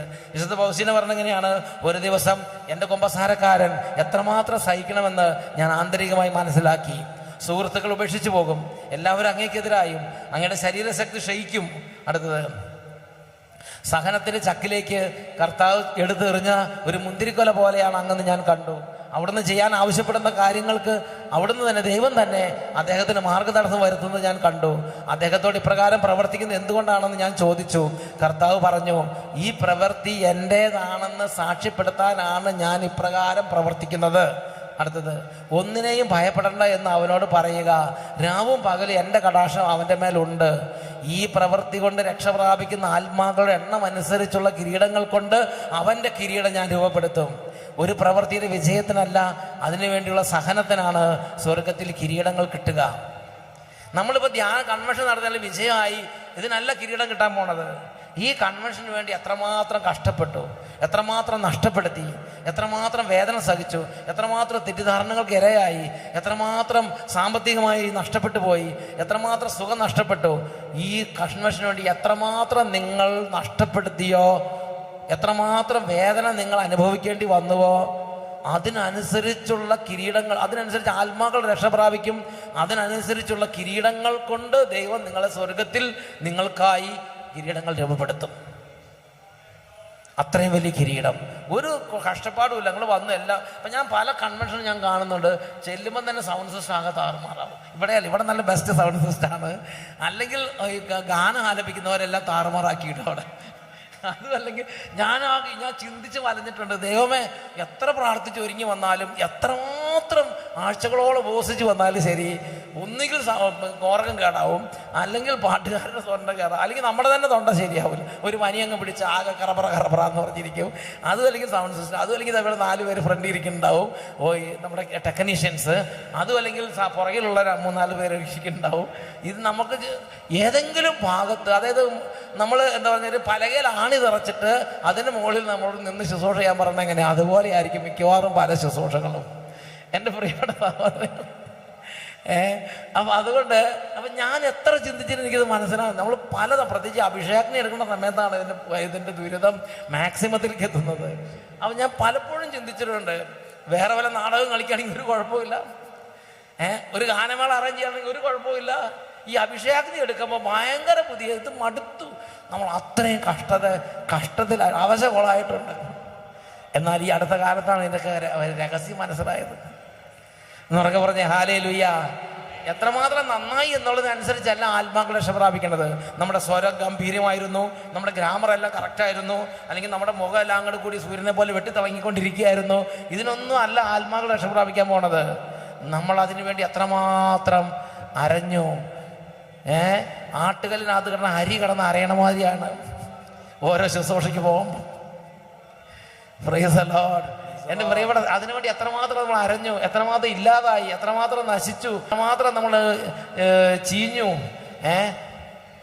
അതിനനുസരിച്ചാണ് ഗോതമ്പ് മണി നിലത്ത് വീണ് അഴിയണം, നഷ്ടപ്പെടുക. അതിനനുസരിച്ചാണ് സ്വർഗത്തിൽ ആത്മാക്കൾ നേടുന്നത്, ആത്മാക്കൾ എത്തുന്നത്. അതിനനുസരിച്ച് അപ്പോൾ സ്വർഗത്തിൽ നല്ല പ്രഭയുള്ള ഡയമണ്ട് കൊണ്ടുള്ള കിരീടമുണ്ട്, ഡയമണ്ട് കൊണ്ടുള്ള കിരീടം. പിന്നെ എന്താ, പവിഴം കൊണ്ടുള്ള കിരീടം. അങ്ങനെ പല സാധനം ഉണ്ടല്ലോ. ആ കൂട്ടത്തിൽ സ്വർണം കൊണ്ടുള്ള കിരീടമുണ്ട്, വെള്ളി കൊണ്ടുള്ള കിരീടമുണ്ട്, വെങ്കലം കൊണ്ടുണ്ട്, ചെമ്പ് കൊണ്ടുണ്ട്, ഇരുമ്പ് കൊണ്ടുണ്ട്. ഒന്നുമില്ലെങ്കിൽ വെറുതെ മൺചട്ടി എടുത്ത് തലയിൽ വെച്ച് വരും, നടന്നോളാം. കുറേ പേർക്ക് അതുണ്ടാവും. ഇവിടെ ഒരു കഷ്ടതയില്ലാതെ നല്ല സുഖമായിട്ട് എല്ലാ ശുശ്രൂഷ ചെയ്താൽ അപ്പം കർത്താവിന് എന്നോട് കരുണ തോന്നിയിട്ടുണ്ട്. ഈ അച്ഛന് മൺചട്ടി കൊടുത്താൽ പോരാ, എന്തെങ്കിലും ഇച്ചിരി വെളിച്ചമുള്ള എന്തെങ്കിലും കൊടുക്കണമല്ലോ എന്ന് ആലോചിച്ചപ്പോൾ എന്ത് ചെയ്തു, അപ്പം കർത്താവ് വന്ന് ഓർഗൻ കേടാക്കിയിടും. നമ്മുടെ അവിടെ കിടന്ന് കഷ്ടത സഹിക്കും. ഉറക്കെ പറഞ്ഞ ഹല്ലേലൂയ. ഇത് നിങ്ങളുടെ കുടുംബത്തിലുണ്ടാവും. നിങ്ങളെല്ലാം ധ്യാനം കഴിഞ്ഞ് നല്ല വിരിഞ്ഞ് ഇനി തൊട്ട് കർത്താവിനോട് നല്ല തീന്ന് ചെല്ലുമ്പം മകനോ മകളോ അവിടെ നിൽപ്പുണ്ടാവും. അതോടുകൂടി നിങ്ങളുടെ തീയെല്ലാം ശരിയായി കിട്ടും. ഒരു തെറ്റിദ്ധാരണ മതി, അല്ലെങ്കിൽ ഒരു പ്രശ്നം മതി, എല്ലാം തവിടുപൊടിയാവും. അപ്പം നിങ്ങൾ വിചാരിക്കും, ദൈവമേ എല്ലാം ആദ്യം പുതിയ നന്നായിട്ടൊന്ന് തുടങ്ങാമെന്ന് വിചാരിച്ച് എല്ലാം പോയല്ലോ. ഞാൻ നല്ല വിധ കുമ്പസാരിച്ച് ഇങ്ങനെ കൃപയിൽ നിറഞ്ഞിങ്ങനെ വരികയായിരുന്നു. പക്ഷേ എന്തായി, ഒറ്റ സെക്കൻഡ് കൊണ്ട് എല്ലാം തവിടുപൊടിയായി. ഭയങ്കര വിഷമാവും നല്ല ആത്മാക്കൾക്ക്.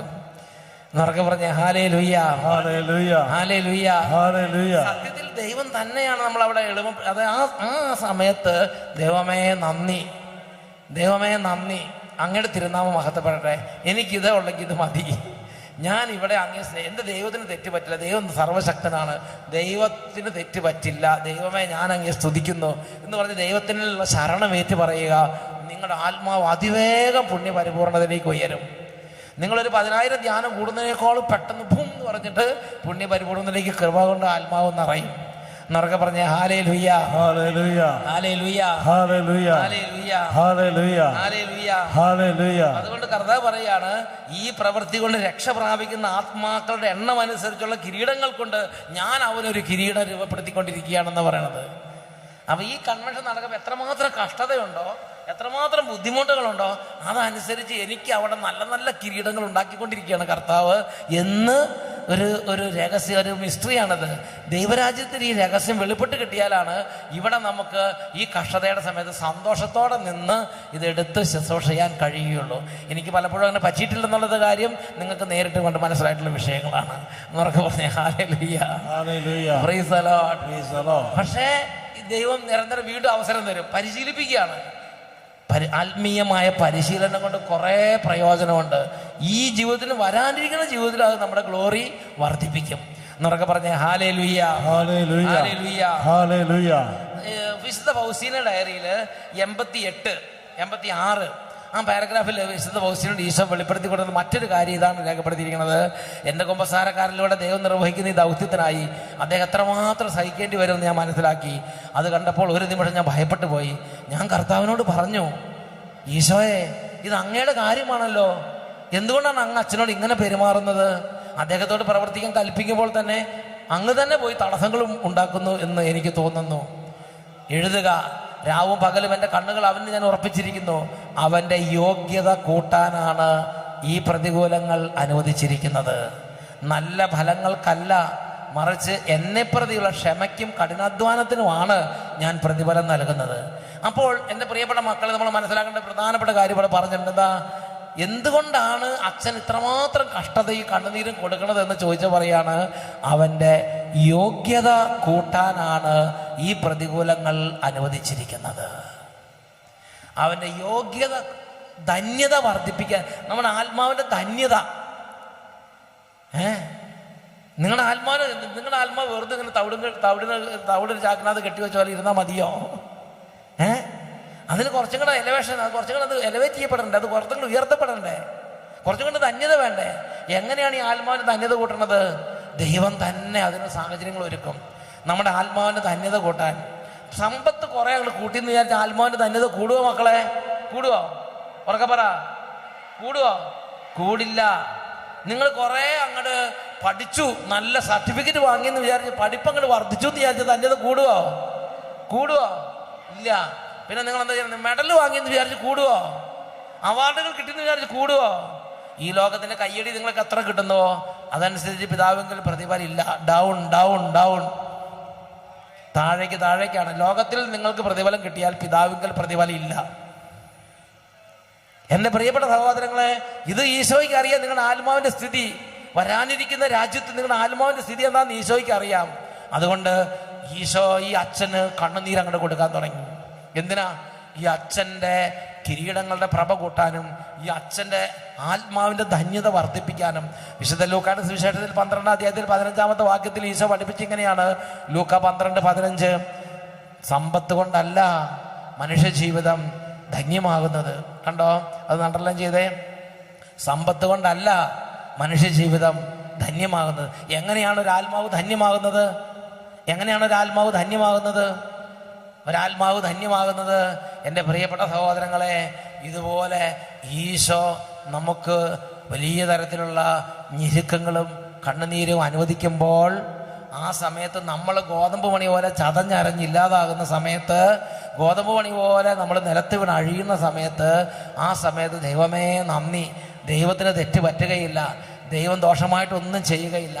ദൈവം എനിക്കിത് അനുവദിച്ചിട്ടുണ്ടെങ്കിൽ എൻ്റെ ദൈവം എൻ്റെ ആത്മാവിന് സ്വർഗത്തിൽ ഒരുപാട് ഗ്ലോറി, ഒരുപാട് പ്രഭയുള്ള കിരീടങ്ങൾ, ഒരുപാട് മഹത്വം എൻ്റെ ആത്മാവിൻ്റെ ധന്യത കൂട്ടാൻ വേണ്ടി മാത്രമാണ് എൻ്റെ ദൈവം എനിക്കിത് അനുവദിച്ചിട്ടുള്ളത് എന്ന് ദൈവത്തിലുള്ള ശരണം ഏറ്റുപറയണം.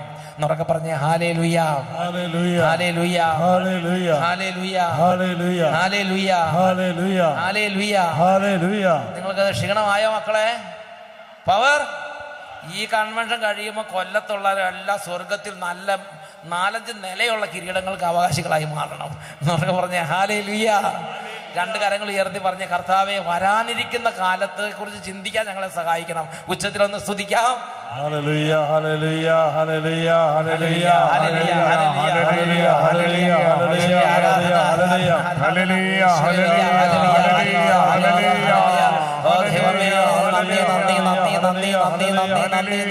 ഞങ്ങളൊക്കെ സ്തുതിക്കുന്ന കർത്താവെ, കൈകൾ നന്നായിട്ട് ഉയർത്തി എല്ലാ മക്കളും ഉച്ചത്തിൽ സ്തുതിക്കുന്നു. Glory, glory, glory, glory, glory, glory. Hallelujah, hallelujah, hallelujah, hallelujah, hallelujah. കർത്താവേ, ഇവിടെയുള്ളവരും ഭവനങ്ങളിൽ ഇരുന്ന് ശുശ്രൂഷ കൂടുന്നവർ എല്ലാവരും അനുഗ്രഹം പ്രാപിക്കട്ടെ, അഭിഷേകം പ്രാപിക്കട്ടെ, പ്രാപിക്കട്ടെ. Hallelujah, hallelujah. വരാനിരിക്കുന്ന രാജ്യത്ത്, വരാനിരിക്കുന്ന കാലത്ത്, വരാനിരിക്കുന്ന ജീവിതത്തിലുള്ള നിത്യതയിലുള്ള വലിയ ഗ്ലോറിയെ കുറിച്ച് ചിന്തിക്കാൻ കണ്ണുകളെ തുറക്കണമേ കർത്താവേ. Hallelujah, hallelujah. ഈശോയെ ആരാധന, ആരാധന. ഈശോയെ നന്ദി, ഈശോയെ സ്തുതി. ഉറക്കെ പറഞ്ഞേ ഹല്ലേലൂയ, ഹല്ലേലൂയ. വെളിപാടിന്റെ പുസ്തകത്തിൽ 22-ാം അധ്യായത്തിൽ 11-15 വരെ വാക്യങ്ങൾ. വെളിപാടിന്റെ പുസ്തകം 22-ാം അധ്യായം 11-15 വരെ വാക്യങ്ങൾ. കർത്താവ് പറയാണ്, യു ആർ ഫ്രീ, ജീവനും മരണവും നിങ്ങളുടെ മുമ്പിലുണ്ട്. സമയവും നിങ്ങളുടെ സ്വന്തം, കൊല്ലം പട്ടണവും നിങ്ങളുടെ സ്വന്തം, വീടും നിങ്ങളുടെ സ്വന്തം, നാട്ടുകാരും നിങ്ങളുടെ സ്വന്തം. You are free. നിങ്ങൾക്ക് എന്ത് വേണമെങ്കിലും ചെയ്യാം. അനീതി ചെയ്തിരുന്നവൻ ഇനിയും അങ്ങനെ തന്നെ ചെയ്തു കൊള്ളട്ടെ. പാപക്കറ പുരണ്ടവൻ ഇനി അങ്ങനെ തന്നെ കഴിഞ്ഞു, ഇഷ്ടമുള്ള പോലെ ജീവിച്ചോ, നോ പ്രോബ്ലം. നീതിമാൻ ഇഷ്ടമുണ്ടെങ്കിൽ നീതി പ്രവർത്തിക്കട്ടെ. വിശുദ്ധൻ മനസ്സുണ്ടെങ്കിൽ വിശദീകരിക്കപ്പെടട്ടെ. ഇതാ ഞാൻ വരുന്നു, എൻ്റെ സമ്മാനവും ഞാൻ കൊണ്ടുവരുന്നുണ്ട്. ഓരോരുത്തർക്കും അവിടെ നിന്ന് ശ്രദ്ധിച്ചു നോക്കിക്കേ. അത് നടനം ചെയ്തേ. ഓരോരുത്തർക്കും സ്വന്തം പ്രവൃത്തികൾക്ക് അനുസൃതം ഞാൻ പ്രതിഫലം തരും. ഞാൻ വരും, ഞാൻ ഡെഫിനറ്റ് ആയിട്ടും വരും. ഞാൻ അന്ന് ഓരോരുത്തർക്കും വേറെ വേറെ, അമ്മയ്ക്ക് ഉള്ള പ്രതിഫലം വേറെ, അപ്പനുള്ള പ്രതിഫലം വേറെ, മക്കൾക്കുള്ള പ്രതിഫലം വേറെ, മക്കളിൽ മൂത്ത മകനുള്ള പ്രതിഫലം വേറെ, ഇളയതിന് വേറെ. ആരാണോ ഭൂമിയിൽ കഷ്ടത സഹിച്ചത് അവർക്ക് സ്പെഷ്യൽ പ്രതിഫലമുണ്ട്. ഉച്ചത്തിൽ പറഞ്ഞേ ഹല്ലേലൂയ. നിങ്ങളുടെ വായിച്ചു നോക്കിയേ, എന്താ പറയണത്? ഓരോരുത്തർക്കും അവരവരുടെ കഷ്ടതയ്ക്ക് അനുസരിച്ച് പ്രതിഫലം നൽകാനാണ് ഞാൻ വരുന്നത്. ഞാൻ ആൽഫയും ഒമേഗയുമാണ്, ഒടുവിലത്തനും ആദ്യത്തവനും ആദ്യം അന്ത്യവും. ജീവന്റെ വൃക്ഷത്തിന് മേൽ അവകാശം ലഭിക്കാനും കവാടങ്ങളുടെ നഗരത്തിലേക്ക് പ്രവേശിക്കാനും തങ്ങളുടെ അങ്കികൾ കഴുകി ശുദ്ധിയാക്കുന്നവർ ഭാഗ്യവാന്മാർ. നായ്ക്കളും മന്ത്രവാദികളും വ്യഭിചാരികളും കൊലപാതകികളും വിഗ്രഹാരാധകരും അസത്യം സ്നേഹിക്കുകയും അത് പ്രവർത്തിക്കുകയും ചെയ്യുന്ന എല്ലാവരും പുറത്ത്. Hallelujah, hallelujah, hallelujah, hallelujah. എന്നിട്ട് 16-ാമത്തെ അടുത്ത വാക്യം എന്താ പറയണമെന്ന് അറിയാവോ? അടുത്ത വാക്യം ഒന്ന് വായിച്ചു നോക്കിയേ. അവിടെയാണ് കർത്താവ് പറയണത്, നിങ്ങളെല്ലാവരും എന്ത് ചെയ്യണം? നിങ്ങൾ ആർക്കെങ്കിലും ഇത് ആഗ്രഹം ഉണ്ടെങ്കിൽ അവർ മാത്രം വരട്ടെ. വായിച്ചു നോക്കിയേ 16-ാമത്തെ വാക്യം വായിച്ചു നോക്കിട്ടെ. കർത്താവായ യേശു ഞാൻ സഭകളെ കുറിച്ച് സാക്ഷ്യപ്പെടുത്തുന്നു. ഉറക്കെ പറഞ്ഞേ ഹല്ലേലൂയ, ഹല്ലേലൂയ, ഹല്ലേലൂയ. യേശുവേ നന്ദി, യേശുവേ നന്ദി, യേശുവേ സ്തുതി, യേശുവേ സ്തുതി. പറഞ്ഞെങ്ങനെയാണ്? ദാഹിക്കുന്നവൻ വരട്ടെ, ആഗ്രഹമുള്ളവൻ വരട്ടെ, ദാഹിക്കുന്നവൻ വരട്ടെ, അവൻ ജീവജലത്തിൽ സൗജന്യമായി പാനം ചെയ്യട്ടെ. ഇഷ്ടമുണ്ടെങ്കിൽ വന്ന് പാനം ചെയ്യാനാണ് പറഞ്ഞത്. നിങ്ങളുടെ ആത്മാവിൻ്റെ ധന്യത കൂട്ടാൻ ആഗ്രഹമുള്ള ഒരു സ്വമനസ്സ വരണം. സന്തോഷത്തോടെ വരുന്നവനെയാണ് കർത്താവ് സ്വീകരിക്കുന്നത്.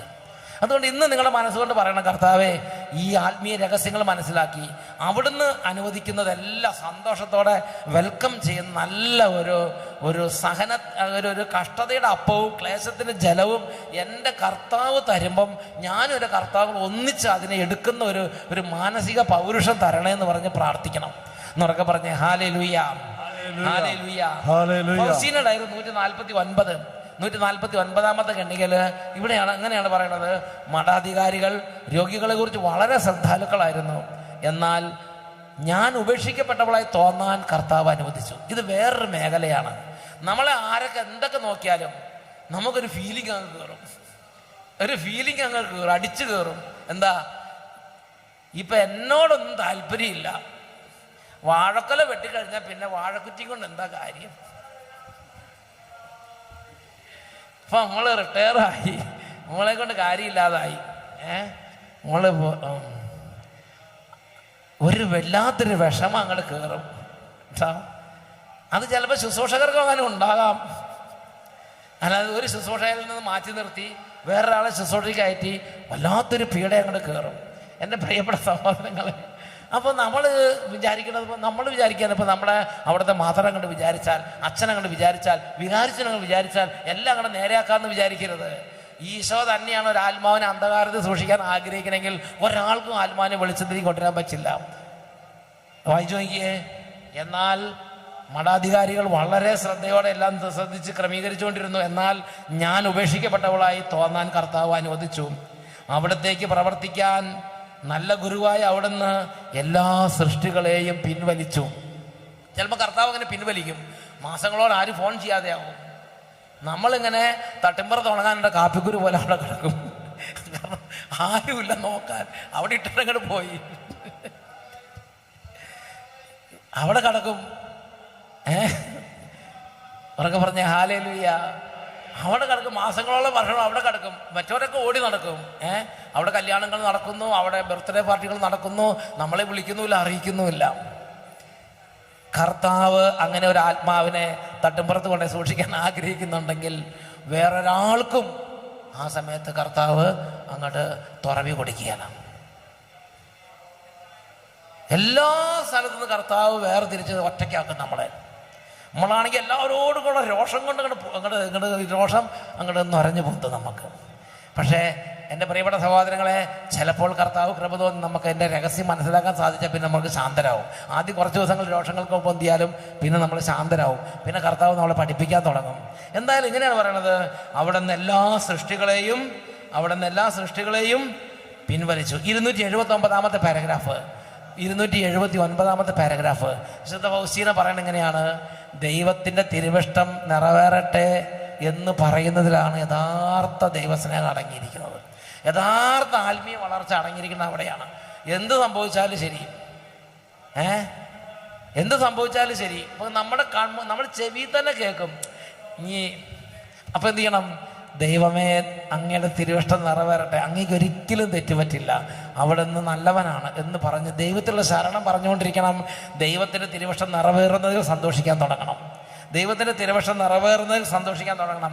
നമ്മൾ എന്നിങ്ങനെ ഇരുന്നാൽ പോരാ, ആത്മീയമായി വളരണം. നമുക്ക് നല്ല നല്ല കിരീടങ്ങൾ സ്വർഗത്തിൽ ഉണ്ടാകണം എന്ന് ദൈവം ആഗ്രഹിക്കുന്നുണ്ട്. വായിച്ചു നോക്കിയേ, ദൈവത്തിൻ്റെ തിരുവിഷ്ടം നിറവേറുന്നതിലാണ് യഥാർത്ഥ സ്നേഹം അടങ്ങിയിരിക്കുന്നത്. നാം ചെയ്യുന്ന ഏറ്റവും ചെറിയ പ്രവൃത്തികൾ പോലും ദൈവത്തോടുള്ള സ്നേഹത്തെ പ്രതി ചെയ്യണം. അപ്രകാരം ദൈവത്തോടുള്ള സ്നേഹം നമുക്ക് പ്രകടമാക്കാം. കർത്താവ് പറഞ്ഞു, എൻ്റെ കുഞ്ഞെ, നിന്റെ സഹനം വഴിയാണ് നീ എന്നെ ഏറ്റവും അധികം സന്തോഷിപ്പിക്കുന്നത്. നമുക്ക് ദൈവത്തിൽ സന്തോഷിക്കാൻ പല കാര്യങ്ങളുണ്ട്. നമ്മൾ മെഴുകുതിരി കത്തിച്ചു വെക്കാം, പൂക്കൾ വെക്കാം, പള്ളിയൊക്കെ നന്നായിട്ട് ഒരുക്കാം, നന്നായിട്ട് ശ്രദ്ധയോടെ പ്രാർത്ഥനകൾ ഉച്ചരിച്ച് സ്ഫുടമായി ചൊല്ലാം.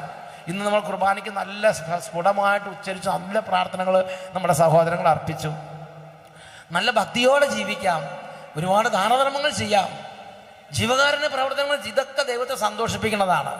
എന്നാൽ ഈശോ വെളിപ്പെടുത്തുകയാണ്,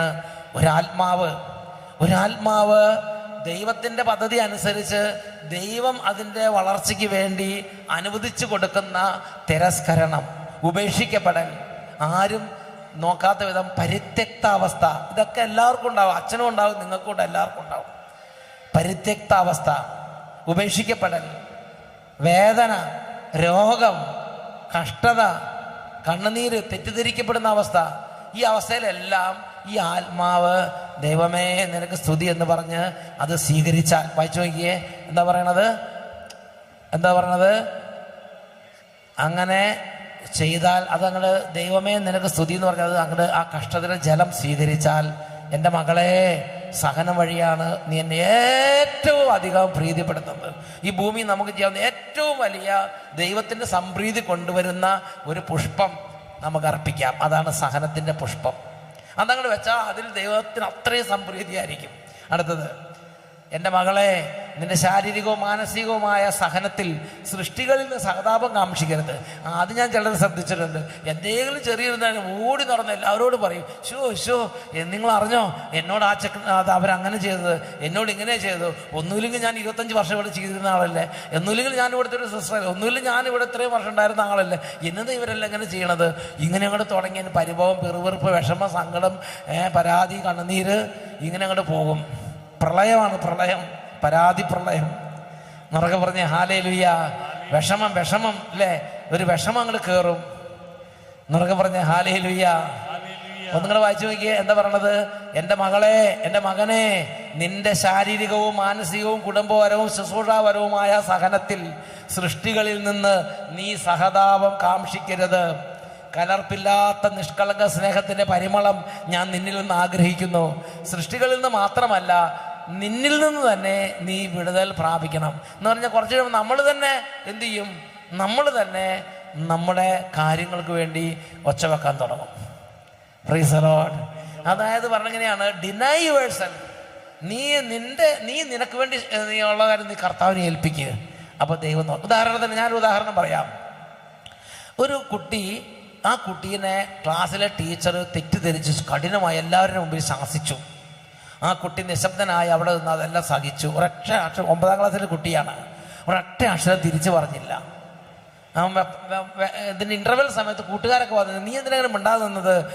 നീ എന്തെങ്കിലുമൊക്കെ പറയേണ്ടതായിരുന്നു, അല്ലെങ്കിൽ ഞങ്ങൾ പോയിട്ട് സംസാരിക്കാമെന്നൊക്കെ. അവൻ പറഞ്ഞില്ല, ഒരു കുഴപ്പമില്ല, ടീച്ചർ പറഞ്ഞ് കറക്റ്റ് എന്ന് പറഞ്ഞിട്ട് അവരൊന്നും അനുവദിച്ചില്ല ഒരു അക്ഷരം എതിരായിട്ട് സംസാരിക്കാൻ. 2 മാസം കഴിഞ്ഞപ്പോഴാണ് ടീച്ചർക്ക് മനസ്സിലായത് ഈ കുട്ടി ആ തെറ്റ് ചെയ്തിട്ടില്ല. അതുകൊണ്ട് ആ കുട്ടി അന്ന് നിരപരാധിയായിരുന്നു. നിരപരാധീനെയാണ് ശാസിച്ചതും പബ്ലിക്കായിട്ട് സ്കോൾഡ് ചെയ്തതും. അപ്പോൾ ടീച്ചർക്ക് മനസ്സിലാവണം. ടീച്ചർ കുട്ടിയോട് ചോദിച്ചു, അല്ല നിന്നെ ഞാൻ അന്ന് സ്കോൾഡ് ചെയ്തപ്പോൾ നിനക്ക് പറയാൻ പാടില്ല, നീ അല്ല വേറൊരാളാണ് ചെയ്തതെന്നുള്ള കാര്യം നിനക്കങ്ങ് പറഞ്ഞാൽ പോരായിരുന്നോ? അപ്പോൾ ആ കുട്ടി പറയാണ്, ടീച്ചറെ, സിസ്റ്ററെ അല്ലെങ്കിൽ ടീച്ചറെ, പീലാത്തോസിന് മുമ്പിൽ നിന്ന ഈശോയുടെ കൂടെ നിൽക്കാൻ കിട്ടിയ അവസരമായിരുന്നു, ഞാനത് നഷ്ടപ്പെടുത്താൻ പാടുണ്ടോ?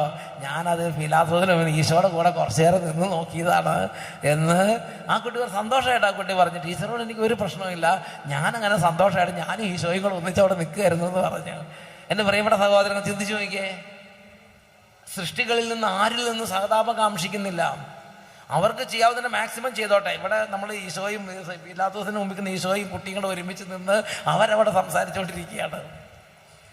അവിടെ ടീച്ചറോട് വിഷമമില്ല, പരാതിയില്ല, വീട്ടിൽ പോയി കംപ്ലൈൻ്റ് ഇല്ല, അവിടെ കൂട്ടുകാരുടെ സഹതാപമൊന്നും തോന്നില്ല, രണ്ടുപേരെ സംഘടിപ്പിച്ച് എന്തെങ്കിലും എഴുതാനൊന്നും തോന്നണില്ല. ഇതാണ് ശരിക്കും ഈശോയിൽ വളരുന്ന ഒരാത്മാവ്. ലോകത്തിന് അനുരൂപരാകരുത്. നിങ്ങളുടെ മനസ്സിനെ നവീകരണം വഴി നിങ്ങൾ ഈശോയായി രൂപാന്തരപ്പെട്ടുകൊണ്ടിരിക്കണം എന്ന് പറയുന്നത്. ജീവിതത്തിൻ്റെ എല്ലാ നേരത്തും നിങ്ങൾക്ക് ഈശോയുടെ കൂടെ നടക്കാനുള്ള അവസരമുണ്ട്. എന്നൊക്കെ പറഞ്ഞേ ഹല്ലേലൂയ, ഹല്ലേലൂയ, ഹല്ലേലൂയ. അതുകൊണ്ടാണ് പറഞ്ഞത്, നീ നിന്നിൽ നിന്ന് തന്നെ വിടുതൽ. ആ സമയത്ത് വേണമെങ്കിൽ തോന്നും നമ്മൾക്ക് നമ്മളോട് തന്നെ സ്നേഹമുണ്ട്, അപ്പം നമ്മൾ ടീച്ചറോട് ഷൗട്ട് ചെയ്യാൻ തോന്നും, ടീച്ചറോട് എതിർക്കാൻ തോന്നും. ഞാനും ചെയ്തില്ല, എന്തിനാണ് ടീച്ചർ എന്നെ വെറുതെ കുറ്റം പറയണത്, തിരിച്ചു പറയാൻ തോന്നും. Deny yourself. നീ നിന്നെ തന്നെ പരിത്യജിക്കുക, കർത്താവിൽ നീ വളർന്നു വരും എന്നൊക്കെ പറഞ്ഞ അതാണ് പറയണത്. നീ നിന്നിൽ നിന്ന് വിടുതൽ പ്രാപിക്കണം എന്ന് പറയണത് അതുകൊണ്ടാണ്.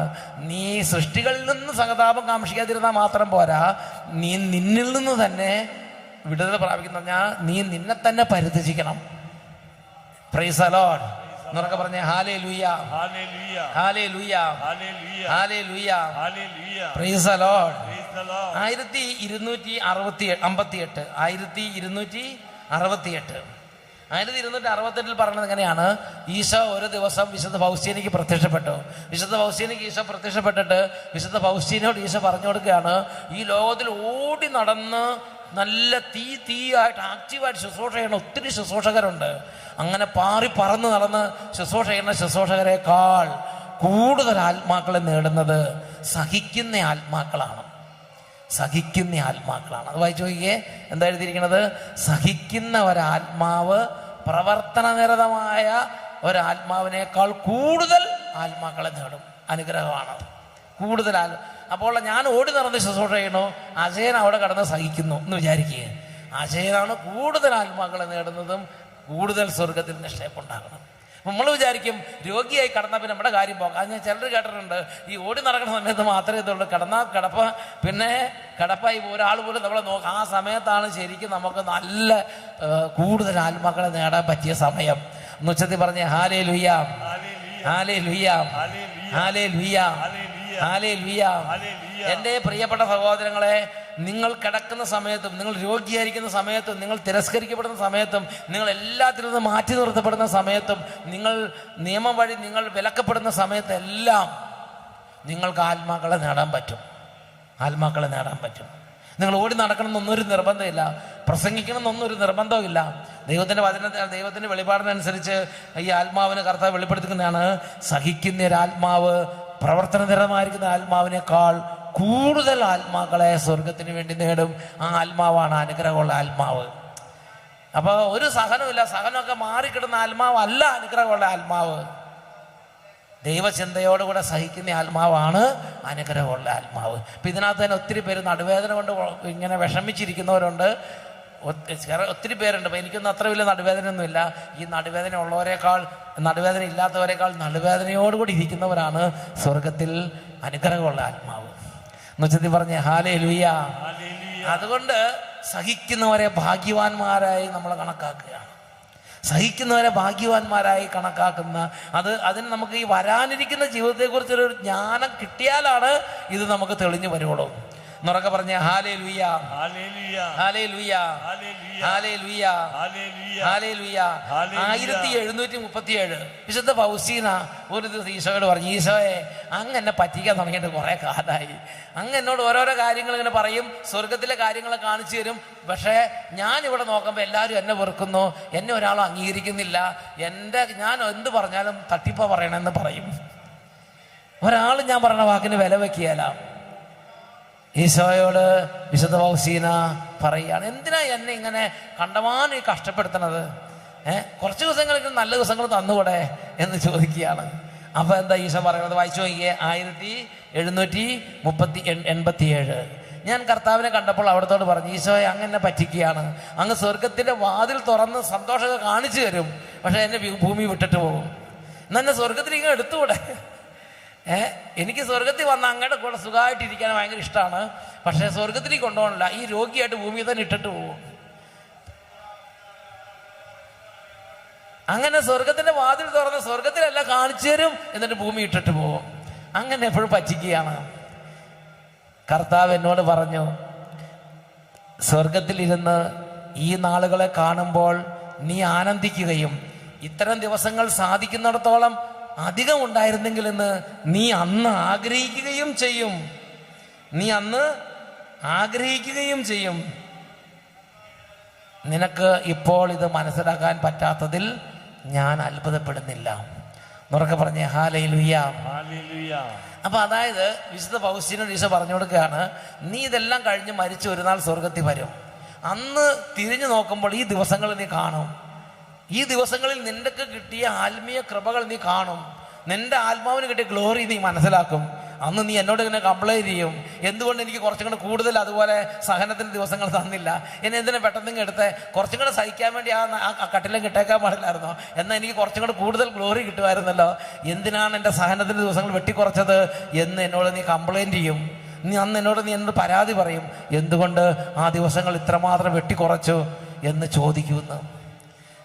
എൻ്റെ പ്രിയപ്പെട്ട സഹോദരങ്ങളെ, അത്രമാത്രം വിലയുള്ളതാണ് ഇങ്ങനെ തെരഞ്ഞെടുക്കപ്പെട്ട ആത്മാക്കൾക്ക് ദൈവം അനുവദിക്കുന്ന ഈ സഹനത്തിൻ്റെ കാസ, സഹിക്കുന്ന ദിവസങ്ങൾ, ഞെരുക്കത്തിൻ്റെ ദിവസങ്ങൾ, ഭൂമിയിലെ കഷ്ടതയുടെ ദിനങ്ങൾ അത്രമാത്രം വിലയുള്ളതാണ്. അതിൻ്റെ ദിവസങ്ങൾ അന്ന് നമ്മൾ അവിടെ ഇരിക്കുമ്പോൾ ഈശോയോട് പറയും, എന്തുകൊണ്ട് മാക്സിമം ഞങ്ങൾക്ക് തന്നുകൂടാ? എന്താ അതിൻ്റെ കാരണം എന്നറിയാവോ? അതിൻ്റെ കാരണം ഇതാണ്. ആ കാരണത്തെക്കുറിച്ച് നമ്മുടെ വിശുദ്ധൻ പറഞ്ഞിരിക്കുന്നത് എങ്ങനെയാണ്? ഒരു വിശുദ്ധൻ അതിനെക്കുറിച്ച് പറഞ്ഞിരിക്കുന്നതാണ്, ഭൂമിയിലായിരിക്കുമ്പോൾ മാത്രമാണ്. വിശുദ്ധ അഗസ്തീനാ പറഞ്ഞിരിക്കുന്നത്. വിശുദ്ധ അഗസ്തീനെ കുറിച്ച് പറഞ്ഞിരിക്കുന്നതാണ്, ഭൂമുഖത്ത് ജീവിച്ചിരിക്കുമ്പോൾ മാത്രമാണ് നാം എല്ലാവരും യോഗ്യതകളോ അയോഗ്യതകളോ സമ്പാദിക്കുന്നത്. ഇവിടെ വെച്ച് കൈവശപ്പെടുത്താൻ കഴിയാത്തത് മരണശേഷം കിട്ടുമെന്ന് ആശിക്കരുത്. അതായത് ഇന്ന് വിശുദ്ധ ഫൗസീന അവിടെ ഇരുന്ന് ആഗ്രഹിക്കുകയാണ്, എൻ്റെ ആത്മാവിൻ്റെ ഗ്ലോറി കുറച്ചും കൂടെ കൂട്ടണം എന്ന് വിചാരിച്ചാൽ നടക്കില്ല. മരിക്കുന്നത് മാത്രമേ ഉള്ള അവസരമുള്ളൂ. ഇപ്പൊ ഇന്ന് അവിടെ ഇരുന്ന് എന്താ പറയണത്, വിശുദ്ധ ഫ്രാൻസിസ് അസീസി ചിന്തിക്കുകയാണ്, അല്ലെങ്കിൽ മദർ തെരേസ ചിന്തിക്കുകയാണ്, എനിക്ക് ഇത്രയും പോരാ, എനിക്ക് എൻ്റെ ആത്മാവിൻ്റെ ഗ്ലോറി കുറച്ചും കൂടെ കൂട്ടണം. നടക്കില്ല. മരിക്കുന്നതോടുകൂടെ അവസരം തീർന്നു. ജീവിച്ചിരിക്കുമ്പോൾ മാത്രമാണ്. അതുകൊണ്ട് വിശുദ്ധ അഗസ്തീനോസ് പറയാണ്, ജീവിച്ചിരിക്കുമ്പോൾ മാത്രമാണ് ഒരാത്മാവിന് യോഗ്യതകളോ അയോഗ്യതകളോ സമ്പാദിക്കാനുള്ള അവസരം. ഇവിടെ വെച്ച് നമ്മുടെ ആത്മാവിന് ധന്യത കൂട്ടാൻ പറ്റും. നമ്മുടെ ധന്യത കൂട്ടാൻ ഓടി നടക്കുമ്പോഴല്ല ധന്യത കൂടുന്നത്. നമ്മൾ എന്തെങ്കിലും വലിയ തരത്തിലുള്ള പ്രവർത്തനങ്ങൾ ചെയ്യുമ്പോൾ നമ്മുടെ പ്രവർത്തനം കൊണ്ടല്ല ധന്യത കൂടുന്നത്. വേറെ എന്തെങ്കിലും പുതിയ പുതിയ സംരംഭങ്ങൾ ആരംഭിക്കുന്നതല്ല ധന്യത കൂടുന്നത്. എപ്പോഴാണ് ഒരാത്മാവിന് ധന്യത കൂടുന്നത്? ഏറ്റവും അധികം ധന്യത ഒരാത്മാവിന് ധന്യത ഏറ്റവും അധികം കൂടുന്നത് ദൈവഹിത പ്രകാരം സഹിക്കുന്നതിനാണ്. വെറുതെ നിങ്ങൾ ഓരോ തോന്നിയാസം കാണിച്ച് സഹിക്കുന്നതിൽ ഞാൻ ഉത്തരവാദിയല്ല. തോന്നിയാസം കാണിച്ചാൽ അടി കിട്ടും. അടി ആ സഹനം വേറെ. പരീക്ഷയ്ക്ക് പഠിക്കാതിരുന്ന് തോറ്റു, അത് വലിയ സഹനമായിട്ട് കൊണ്ടു നടക്കരുത്. അതിന് നല്ല അടി കൊടുക്കേണ്ട ആവശ്യമുണ്ട്. എന്നൊക്കെ പറഞ്ഞ് ഹല്ലേലൂയ. പക്ഷേ ദൈവഹിത, നിങ്ങൾ നന്നായിട്ട് ജീവിക്കുന്നു, പക്ഷെ എല്ലാവരും തെറ്റിദ്ധരിക്കുന്നു. നിങ്ങൾക്ക് അതിനകത്ത് ഒന്നും ചെയ്യാനില്ല. അതിനകത്ത് ആകെയുള്ള ഒരൊറ്റ കാര്യമുള്ളൂ, സഹിക്കുക, അതിനകത്ത് കൂടെ കടന്നു പോവുക, വേറെ ഒരു വഴിയില്ല. പക്ഷെ പറഞ്ഞ hallelujah, hallelujah, hallelujah, hallelujah, hallelujah. സഹിക്കല്ലാതെ അതിനകത്ത് വേറെ ഒരു വഴിയില്ല. അതാ നമ്മൾ ആ സമയത്ത് വേറെ ഒന്നും ചെയ്യാൻ നിൽക്കണ്ട. ആ സമയത്ത് ആ സഹനത്തിലൂടെ അങ്ങോട്ട് കടന്നു പോവുക, അത്രേ ഉള്ളൂ. എന്നൊക്കെ പറഞ്ഞ hallelujah, hallelujah, hallelujah, hallelujah, hallelujah, hallelujah. അതുകൊണ്ട് ദൈവഹിതപ്രകാരം സഹിക്കുന്ന ഒരവസരം കിട്ടിയാൽ, സഹിക്കാൻ ഒരു അവസരം കിട്ടിയാൽ, ഒരു രോഗം വന്നു, അല്ലെങ്കിൽ ഒരാൾ തെറ്റിദ്ധരിച്ചു, അതും അല്ലെങ്കിൽ നമ്മൾ പ്രാർത്ഥനയിലേക്ക് വന്നതിന് ശേഷം അടിക്കടി നമ്മൾ ചെയ്യുന്ന എല്ലാം എന്താണ്, ഓരോ തരത്തിലുള്ള ബുദ്ധിമുട്ടുകളും, കടബാധ്യത കൂടുന്നു, അല്ലെങ്കിൽ കുടുംബത്തിൽ സമാധാനക്കേട് വർദ്ധിക്കുന്നു, മക്കൾ ദുർമാർഗത്തിലേക്ക് പോകുന്നു, വലിയ വേദനയാണ്. ഇപ്പം നമ്മുടെ എപ്രാസ്യാമ്മ വിശുദ്ധിയിലേക്ക് വളരും തോറും 2 ആങ്ങളമാരും മുഴുക്കുടിയന്മാരായി മാറി. എപ്രാസ്യാമ്മയുടെ, വിശുദ്ധ എപ്രാസ്യാമ്മയുടെ അല്ലേ, ആ കുടുംബത്തിലെ സമ്പത്ത് മുഴുവൻ നശിച്ചു. പല അനർത്ഥങ്ങൾ കുടുംബത്തിൽ ഉണ്ടാകുകയാണ്. പക്ഷെ എപ്രാസ്യാമ്മ അപ്പോഴും ദൈവത്തെ മഹത്വപ്പെടുത്തിക്കൊണ്ടിരുന്നു. ദൈവമേ, നീ നല്ലവനാണ്, നിനക്ക് തെറ്റ് പറ്റുകയില്ല, നീ അനുവദിച്ചിട്ടുണ്ടെങ്കിൽ അതെല്ലാം നന്മയാണ്, അതെല്ലാം ഇപ്പം ഞങ്ങൾക്ക് മനസ്സിലാകുന്നില്ല, പക്ഷെ നിന്റെ തിരുനാമം മഹത്വപ്പെടട്ടെ എന്ന് പറഞ്ഞ് മഹത്വപ്പെടുത്തിക്കൊണ്ടിരുന്നു. അൽഫോൻസാമി അങ്ങനെ തന്നെയായിരുന്നു. എല്ലാവരും അങ്ങനെ തന്നെയായിരുന്നു, ദൈവത്തെ അറിഞ്ഞവരെല്ലാവരും. നമ്മളും അങ്ങനെ തന്നെയാണ്. പക്ഷെ കുറച്ചും കൂടെ ക്ലിയർ ആകാനുള്ളത് കൊണ്ട് കർത്താവ് ഈ രാത്രി നമ്മളെ വിളിച്ച് നമ്മൾക്ക് ദൈവരാജ്യത്തിൻ്റെ ഒരു ഉത്ബോധനം തരികയാണ്. എന്നൊക്കെ പറഞ്ഞ് ഹല്ലേലൂയ. എന്തായാലും നിങ്ങളിൽ ഒരുപാട് പേരുടെ ജീവിതത്തിൽ, അൽഫോൻസാമയുടെ ജീവിതത്തിലും യൗപ്രാസ്യമ്മയുടെ ജീവിതത്തിലും അതുപോലെ തന്നെ ഡോൺ ബോസ്കോയുടെ ജീവിതത്തിലും ഒക്കെ കർത്താവ് സഹനങ്ങൾ, വിശുദ്ധ ഫൗസ്റ്റീനാമ്മയുടെ ജീവിതത്തിലൊക്കെ കർത്താവ് സഹനങ്ങൾ കൊടുത്തതുപോലെ ഇവിടെ ഇരിക്കുന്ന ഒരുപാട് പേരുടെ ജീവിതത്തിൽ കർത്താവിൻ്റെ ലിസ്റ്റിൽ പേര് ചേർത്ത് ആത്മാവിൻ്റെ യോഗ്യത വർദ്ധിപ്പിക്കാൻ വേണ്ടി ദൈവഹിത പ്രകാരമുള്ള സഹനങ്ങളും തെറ്റിദ്ധാരണകളും നിന്ദനങ്ങളും പരാജയങ്ങളും കണ്ണുനീരും രോഗങ്ങളും കുടുംബ പ്രശ്നങ്ങളും ദൈവം അനുവദിച്ചിട്ടുണ്ട്. അതിലൂടെ ദൈവചിന്തയോടെ കടന്നു പോകണം. എന്നൊക്കെ പറഞ്ഞ് ഹല്ലേലൂയ, ഹല്ലേലൂയ, ഹല്ലേലൂയ, ഹല്ലേലൂയ. ഭൂമുഖത്ത് ജീവിച്ചിരിക്കുമ്പോഴാണ് നാം എല്ലാവരും യോഗ്യതകളോ അയോഗ്യതകളോ സമ്പാദിക്കുന്നത്. അപ്പം അതുകൊണ്ട് ഈ ഒരു കാര്യത്തിൽ നമ്മൾ ഒട്ടും നമ്മൾ ഇതിനെക്കുറിച്ച് ആശങ്കപ്പെടേണ്ടതില്ല. അതുകൊണ്ട് വിശുദ്ധ ഫൗസ്റ്റീനയോട് പറയുകയാണ്, ഈ നാളുകളെ നീ കാണുമ്പോൾ നീ ആനന്ദിക്കുകയും ഇത്തരം ദിവസങ്ങൾ സാധിക്കുന്നിടത്തോളം ഉണ്ടായിരുന്നെങ്കിൽ എന്ന് നീ എന്നോട് പറയുകയും ചെയ്യും പിന്നീട് സ്വർഗത്തിൽ വരുമ്പം. അത്രയും വിലയുള്ളതാണ്. അപ്പം അതുകൊണ്ടാണ് പറയണത്, ഈ കഷ്ടതയുടെ അപ്പവും ക്ലേശത്തിന് ജലവും ദൈവഹിതപ്രകാരം സ്വീകരിക്കുന്നവരെ കണ്ട ഭാഗ്യവാന്മാർ എന്ന് പറയണം. കാരണം അവരുടെ ആത്മാവ് സ്വർഗത്തിൽ വളരെ യോഗ്യത നേടിയ അനുഗ്രഹം പ്രാപിച്ചുകൊണ്ടിരിക്കുകയാണ്. നിങ്ങളുടെ ഉറക്കെ പറഞ്ഞേ hallelujah, hallelujah, price the Lord, price the Lord, price the Lord, price the Lord. കത്തോലിക്ക സഭയുടെ മതബോധന ഗ്രന്ഥം എന്താണ് ഇതിനെക്കുറിച്ച് പറയണത്? കത്തോലിക്ക സഭയുടെ മതബോധന ഗ്രന്ഥം പറയണത്, ഒരു വ്യക്തി സഹിക്കേണ്ടി വരുന്നത് പോലെ തന്നെ ഒരു കുടുംബം ഒന്നിച്ച് സഹിക്കേണ്ടി വരും. ഇപ്പം ഞാൻ സഹിക്കേണ്ട വരുന്നത് എൻ്റെ ആത്മാവിൻ്റെ കാര്യം, ഇതുപോലെ തന്നെ ഒരു കുടുംബം ഒരുമിച്ച് സഹിക്കേണ്ടി വരും. അപ്പൻ, അമ്മ, മക്കളെല്ലാം സഹിക്കേണ്ടി വരും. അപ്പം ഞാനാണെങ്കിൽ സഖിയോൻ ധ്യാനകേന്ദ്രൻ, എൻ്റെ കൂടെയുള്ള ശുശ്രൂഷകരെല്ലാവരും ഒരുമിച്ച് സഹിക്കേണ്ടി വരും. കുടുംബം ഒരുമിച്ച് സഹിക്കേണ്ടി വരും. ഒരു കോൺഗ്രിഗേഷൻ ഒരുമിച്ച് സഹിക്കേണ്ടി വരും. ഒരു റീത്ത് സീറോ മലബാർ സഭ ഒരുമിച്ച് സഹിക്കേണ്ടി വരും. അങ്ങനെയുണ്ട്. ചിലപ്പോൾ ഗ്ലോബൽ ആഗോള സഭ ഒരുമിച്ച് സഹിക്കേണ്ടി വരും. അതാണ് CCC 675, CCC കത്തോലിക്ക സഭയുടെ മതബോധന ഗ്രന്ഥം 675. അവിടെ നമ്മൾ വായിക്കുന്നത് ഇങ്ങനെയാണ്, ക്രിസ്തുവിൻ്റെ 2ാം വരവിന് മുമ്പ് സഭ എന്ന് പറഞ്ഞാൽ ഒരു വ്യക്തിയല്ല, ഒരു റീത്തല്ല, സഭ മുഴുവനും ആഗോളം എല്ലാ രാജ്യങ്ങളിലും സഭ ഒരുമിച്ച്, മാർപ്പാപ്പയുടെ കീഴിലുള്ള സഭ ഒരുമിച്ച് ക്രിസ്തുവിൻ്റെ 2ാം വരവിന് മുമ്പ് സഭ ഒരന്തിമ പരീക്ഷയിലൂടെ കടന്നു പോകേണ്ടതുണ്ട്. അത് പല വിശ്വാസികളുടെയും വിശ്വാസത്തെ പിടിച്ചു കുലുക്കും. അത്രയ്ക്ക് വലിയ കഷ്ടതയും അത്രയ്ക്ക് വലിയ ഞെരുക്കവും മനസ്സിലാകാത്ത സഹനങ്ങളുമായിരിക്കും യേശുവിൻ്റെ 2ാം വരവിന് മുമ്പ് സഭയിൽ ഉറച്ചു നിൽക്കുന്ന വിശ്വാസികൾക്ക് ഉണ്ടാകാൻ പോകുന്നത്. ഉറക്കെ പറഞ്ഞേ ഹല്ലേലൂയ, ഹല്ലേലൂയ, ഹല്ലേലൂയ, ഹല്ലേലൂയ. കത്തോലിക്ക സഭയുടെ മതബോധന ഗ്രന്ഥത്തിൽ 677, CCC 677, ഇത് നിങ്ങൾക്ക് എല്ലാവർക്കും വളരെ ഉപകാരമുള്ളതാണ്. ഇതെല്ലാവരും ഒന്ന് ശ്രദ്ധിച്ച് വായിച്ചു നോക്കിക്കേ. പാടുള്ളവരെല്ലാവരും ഒരുമിച്ചൊന്ന് വായിച്ചേ, ഒരുമിച്ച് വായിക്കുക. കുറച്ചുകൂടെ ഉറക്കെ വായിച്ചോ. കർത്താവിൻ്റെ സഭ തൻ്റെ കർത്താവിൻ്റെ മരണത്തിലും പുനരുദ്ധാനത്തിലും പങ്കുപറ്റുന്ന അന്തിമമായ ഈ പെസഹായിലൂടെ മാത്രമേ ദൈവരാജ്യത്തിൻ്റെ മഹത്വത്തിലേക്ക് പ്രവേശിക്കുകയുള്ളൂ. നിങ്ങൾ ആരെങ്കിലും ദൈവരാജ്യത്തിൻ്റെ മഹത്വത്തിലേക്ക് പ്രവേശിക്കാൻ ആഗ്രഹിക്കുന്നുണ്ടെങ്കിൽ ഈ പെസഹായിലൂടെ കടന്നു പോകാതെ ഒരാളും മഹത്വത്തിലേക്ക് പ്രവേശിക്കില്ലെന്നാണ് പറയണത്. ഗെത്സമൻ തൊട്ട് ഗാഗുൽത്ത വരെയുള്ള ആ ഒരു പെസഹ തൊട്ടുള്ള ഒരു അനുഭവം ഉണ്ടല്ലോ, പെസഹാനുഭവം. പെസഹായുടെ രാത്രിയിലൂടെ കടന്നു പോകാതെ നിങ്ങൾക്ക് ആർക്കും ദൈവരാജ്യത്തിന്റെ മഹത്വത്തിലേക്ക് പ്രവേശിക്കാൻ കഴിയില്ല. നിങ്ങൾ സുഖമായിട്ട് ഇപ്പൊ ഒരുപാട് പേരെന്താന്ന് വിചാരിച്ചിരിക്കുന്നത്, ഇങ്ങനെ സഭ ഇങ്ങനെ പോയി പോയി പോയി പോയി പൊങ്ങി പൊങ്ങി പൊങ്ങി അങ്ങ് പൊങ്ങി പോകുന്നാണ് വിചാരിച്ചിരിക്കുന്നത്. അങ്ങനെയല്ല സംഭവിക്കാൻ പോണത്. സഭ അവസാന കാലം വരുമ്പോ എന്താ, ഒരുപാട് പീഡിപ്പിക്കപ്പെടും. അങ്ങനെ സഹിച്ച് സഹിച്ച് സഹിച്ച് സഹിച്ചാണ് പൊങ്ങി പോകാൻ പോണത്. അത് ഒന്നുകൂടെ വായിച്ചു നോക്കിക്കേ.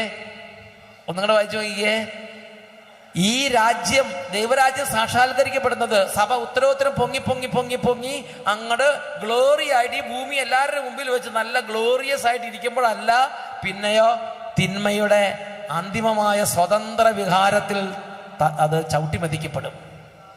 അതിനുശേഷം അവസാനം യേശു വന്ന് സാത്താൻ എന്നേക്കുമായി പരാജയപ്പെടും. യേശുവിന്റെ 2ാം വരവിലായിരിക്കും അത് സംഭവിക്കുള്ളൂ.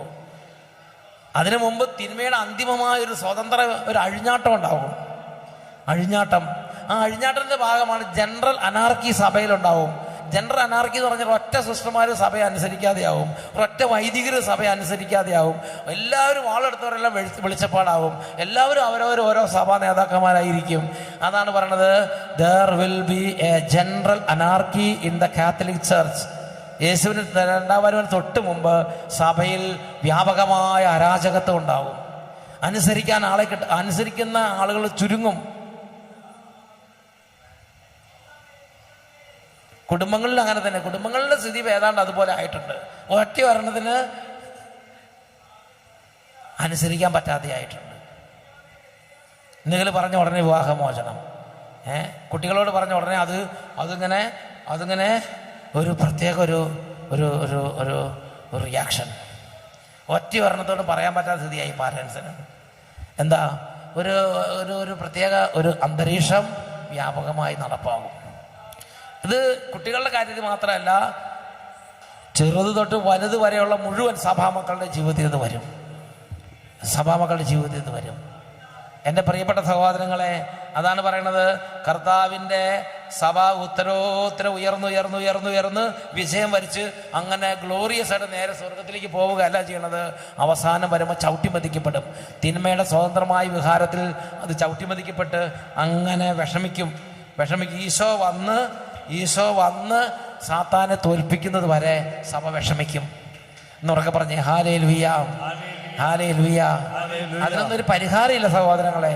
ഈശോ വന്ന് സാത്താനെ തോൽപ്പിക്കുന്നത് വരെ അതിന് പരിഹാരം ഉണ്ടായിരിക്കുകയല്ല എന്നുറക്കെ പറഞ്ഞേ ഹല്ലേലൂയ, ഹല്ലേലൂയ. അതുകൊണ്ട് എന്ത് ചെയ്യണം?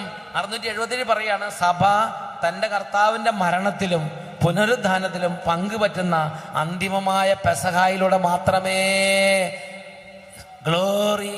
സ്വർഗത്തിലെ ഗ്ലോറിയിലേക്ക് പ്രവേശിക്കുകയുള്ളൂ. എഴുന്നേറ്റ് നിന്നേ. ഇത് ഓരോ ആത്മാവിനെ സംബന്ധിച്ച് സത്യമാണ്. എഴുന്നേറ്റ് നിന്നേ.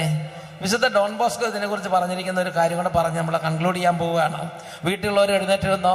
ഇന്ന് നമ്മളെല്ലാവരും ഒരുമിച്ച് കുറച്ചു നേരം ഒന്ന് പ്രാർത്ഥിക്കാൻ പോവുകയാണ്. വിശുദ്ധ ഡോൺ ബോസ്കോ പറഞ്ഞിരിക്കുന്നത് ഇങ്ങനെയാണ്: സ്വർഗത്തിൽ നിങ്ങളുടെ പ്രതിഫലം നിങ്ങളുടെ ഭൂമിയിലുള്ള എല്ലാ കഷ്ടതകൾക്കും സഹനങ്ങൾക്കും പൂർണ്ണ സംതൃപ്തി നൽകുന്നതായിരിക്കും. സ്വർഗത്തിലുള്ള നിങ്ങളുടെ പ്രതിഫലം നിങ്ങളുടെ ഭൂമിയിലുള്ള സകല കഷ്ടതകൾക്കും സഹനങ്ങൾക്കും കണ്ണുനീരിനും മനപ്രയാസത്തിനും പരിപൂർണ സംതൃപ്തി നൽകുന്നത്. അത്രയും വലിയ റിവാർഡ് ദൈവഹിത പ്രകാരം സഹിക്കുന്നവർക്കുണ്ട് സഹോദരങ്ങളെ. ഉച്ചത്തിൽ പറഞ്ഞേ hallelujah, hallelujah, hallelujah, hallelujah, hallelujah. അതുകൊണ്ട് ദൈവഹിത പ്രകാരം സഹിക്കുന്ന ഒരു ക്രിസ്ത്യാനി ഒരു ആരെയോ നിങ്ങൾ കണ്ടാൽ നിങ്ങൾ അങ്ങോട്ട് എൻകറേജ് ചെയ്യണം, പരസ്പരം എൻകറേജ് ചെയ്യണം. ഭാഗ്യവാൻ ഭാഗ്യവാൻ എന്ന് പറഞ്ഞ് എൻകറേജ് ചെയ്യണം. ഉറക്കെ പറഞ്ഞേ ഹല്ലേലൂയ, ഹല്ലേലൂയ. ശുശ്രൂഷകർ തമ്മിൽ എൻകറേജ് ചെയ്യണം, സഹിക്കാൻ വേണ്ടി എൻകറേജ് ചെയ്യണം. Hallelujah, hallelujah, hallelujah, hallelujah. പ്രകാരം സഹിക്കുന്നത്, ദൈവം അനുവദിക്കുന്നത് സഹിക്കുന്നതിൽ പുതിയതായിട്ട് അധികം ഒന്നും ചോദിക്കാൻ നിൽക്കണ്ട. ദൈവം അല്ലാതെ തന്നെ അനുവദിച്ചു തരും. അത് അങ്ങോട്ട് സന്തോഷമായിട്ട് എടുക്കുന്നതിൽ ആനന്ദിക്കണം. എന്നുറക്കെ പറഞ്ഞേ ഹല്ലേലൂയ, ഹല്ലേലൂയ, ഹല്ലേലൂയ, ഹല്ലേലൂയ. ഈ രഹസ്യം പറഞ്ഞ് വിശുദ്ധന്മാരെന്താ പ്രാർത്ഥിച്ചെന്നറിയോ? ഞാനും നിങ്ങളത് എൻകറേജ് ചെയ്യാം. ഞാൻ പണ്ട് എന്നോട് ഒരാൾ പറഞ്ഞു, അധികം സഹനം ചോദിക്കണ്ട, ചോദിച്ചല്ല കിട്ടും. അതിനുശേഷം ഞാൻ അധികം ചോദിച്ചിട്ടില്ല. പക്ഷെ ഇപ്പൊ കർത്താവ് എന്നോട് പറഞ്ഞു, വിശുദ്ധന്മാരുടെ പാത അതല്ല, അത് ഭീരുവായ ഒരു ഒരു പേടിത്തൊണ്ടം പറഞ്ഞതാണ് അച്ഛൻ്റെ മനസ്സിൽ ഇരിക്കുന്നത്. വിശുദ്ധന്മാർ ധൈര്യവാന്മാരായിരുന്നു. അവരെങ്ങനെയല്ല പ്രാർത്ഥിച്ച്. ഞാനിപ്പോൾ നിങ്ങളോട് പറഞ്ഞില്ലേ അധിക സഹനം ചോദിക്കേണ്ടെന്ന്. അങ്ങനെ അധിക സഹനം ചോദിക്കേണ്ടെന്നല്ല ദൈവത്തിൻ്റെ ആത്മാവ് പറയണത്. ഈ കർത്താവിൻ്റെ ആത്മാവ് ഇപ്പോൾ വെളിപ്പെടുത്തുന്നതിനാണ്. വിശുദ്ധന്മാർ ചോദിച്ചത് എന്താണെന്നറിയോ? വിശുദ്ധന്മാർ ഈ രഹസ്യം മനസ്സിലാക്കി കഴിഞ്ഞപ്പോൾ വിശുദ്ധന്മാർ ഈശോയോട് ചോദിച്ചെങ്ങനെയാണ്, കർത്താവേ, ഒന്നുകിൽ സഹനം അല്ലെങ്കിൽ മരണം. എനിക്ക് സഹിക്കാൻ തരുന്നില്ലെങ്കിൽ എന്നെ അങ്ങോട്ട് എടുത്തോ. ഇതാണ് അവർ അത്രയും അവരിതിന് രഹസ്യം മനസ്സിലാക്കി. അതുകൊണ്ട് അവർ കർത്താവിനോട് പ്രാർത്ഥിക്കുകയാണ്, ഒന്നുകിൽ സഹനം അല്ലെങ്കിൽ മരണം. ഈ രണ്ടിലൊന്നും മതി എനിക്ക്. ഒന്നുകിൽ എന്നെ ഇങ്ങനെ മരിച്ച എന്നെ എടുത്തോ, ഇല്ലെങ്കിൽ എനിക്ക് സഹിക്കാൻ തരിക. എല്ലാ ദിവസവും എനിക്ക് സഹിക്കാൻ വേണം. അങ്ങനെയൊക്കെ പ്രാർത്ഥിക്കാൻ നല്ല ധീരത വേണം. എൻ്റെ മനസ്സിൽ അത്രയും ധീരതയായിട്ടില്ല. അതുകൊണ്ടാണ് ഞാൻ ആദ്യം പറഞ്ഞത്, പുതിയതൊന്നും ചോദിക്കണ്ട, ദൈവം തരുന്നത് തന്നെ എടുത്താൽ ധാരാളം മതിയാവും എന്ന് പറഞ്ഞത്. അതെന്നോട് വേറൊരാൾ പറഞ്ഞത് എൻ്റെ മനസ്സിലിരിക്കുന്നതുകൊണ്ടാണ് അത് പറഞ്ഞത്. എന്നുറക്കെ പറഞ്ഞ ഹല്ലേലൂയ. എന്തായാലും ഞാൻ നിങ്ങളോട് പറയുന്നില്ല, നിങ്ങളുടെ ഉള്ളിലിരിക്കുന്ന പരിശുദ്ധാത്മാവ് അനുസരിച്ച് നിങ്ങൾ വേണ്ടത് ചെയ്തോ. വിശുദ്ധന്മാർ ഇങ്ങനെ ചെയ്തിട്ടുണ്ട്. അവരെന്താ ചെയ്തത്? അവർ കർത്താവിനോട് പറഞ്ഞു, ദൈവമേ, ഒന്നുകിൽ സഹനം അല്ലെങ്കിൽ മരണം. ആ ഒരു വളർച്ചയിലേക്ക് ഞങ്ങൾ എത്തിക്കണേന്ന് പറഞ്ഞ് നിങ്ങൾക്ക് പ്രാർത്ഥിക്കാം. എന്നൊക്കെ പറഞ്ഞേ ഹല്ലേലൂയ. രണ്ട് കരങ്ങളും നന്നായിട്ട് ഉയർത്തിപ്പിടിക്കാം. ഈ സമയം കർത്താവിനോട് അപേക്ഷിക്കുകയാണ്, എൻ്റെ കർത്താവേ, പെസഹ അന്തിമ പെസഹായിലൂടെയാണ് ദൈവരാജ്യത്തിലേക്ക് പ്രവേശിക്കുന്നത്. ദൈവരാജ്യത്തിൻ്റെ മഹത്വത്തിലേക്ക് പ്രവേശിക്കാൻ അങ്ങ് ഞങ്ങളുടെ പേര് ലിസ്റ്റിലിട്ടിട്ടുണ്ടെങ്കിൽ, അങ്ങ് ഞങ്ങളുടെ പേര് അക്സെപ്റ്റബിൾ ആയിട്ട് സ്വീകരിച്ചിട്ടുണ്ടെങ്കിൽ, അങ്ങയുടെ ലിസ്റ്റിൽ ഞങ്ങളുടെ പേര് വന്നിട്ടുണ്ടെങ്കിൽ, പിന്നെ ദൈവരാജ്യത്തിൻ്റെ മഹത്വത്തിലേക്ക് ഒരു അന്തിമ പെസഹായിലൂടെ ഞാനും കടന്നു പോകേണ്ടി വരും. ഈശോ കടന്നുപോയി, മാതാവ് കടന്നുപോയി, സ്ലീഹന്മാരെല്ലാവരും കടന്നുപോയി. ആദിമസഭ തൊട്ട് ഇന്ന് വരെ കോടാനുകോടി ക്രിസ്ത്യാനികൾ ആ വഴിയെ കടന്നു പോയിട്ടുണ്ട്. അതിൻ്റെ രഹസ്യം ഞങ്ങൾ കൂടുതൽ വെളിപ്പെടുത്തി തരണമെന്നും കൂടുതൽ ധൈര്യം തരണമെന്നും നമുക്ക് ഈ രാത്രി കർത്താവിനോട് പ്രാർത്ഥിക്കാം. കൈകൾ ഉയർത്തിപ്പിടിക്കുക. ഒരു 50 പേർക്ക് കേൾക്കാവുന്ന ഉച്ചത്തിൽ ഓരോരുത്തരും സ്തുതിക്കുക. Hallelujah, hallelujah, hallelujah, hallelujah, hallelujah, hallelujah. Fire, fire.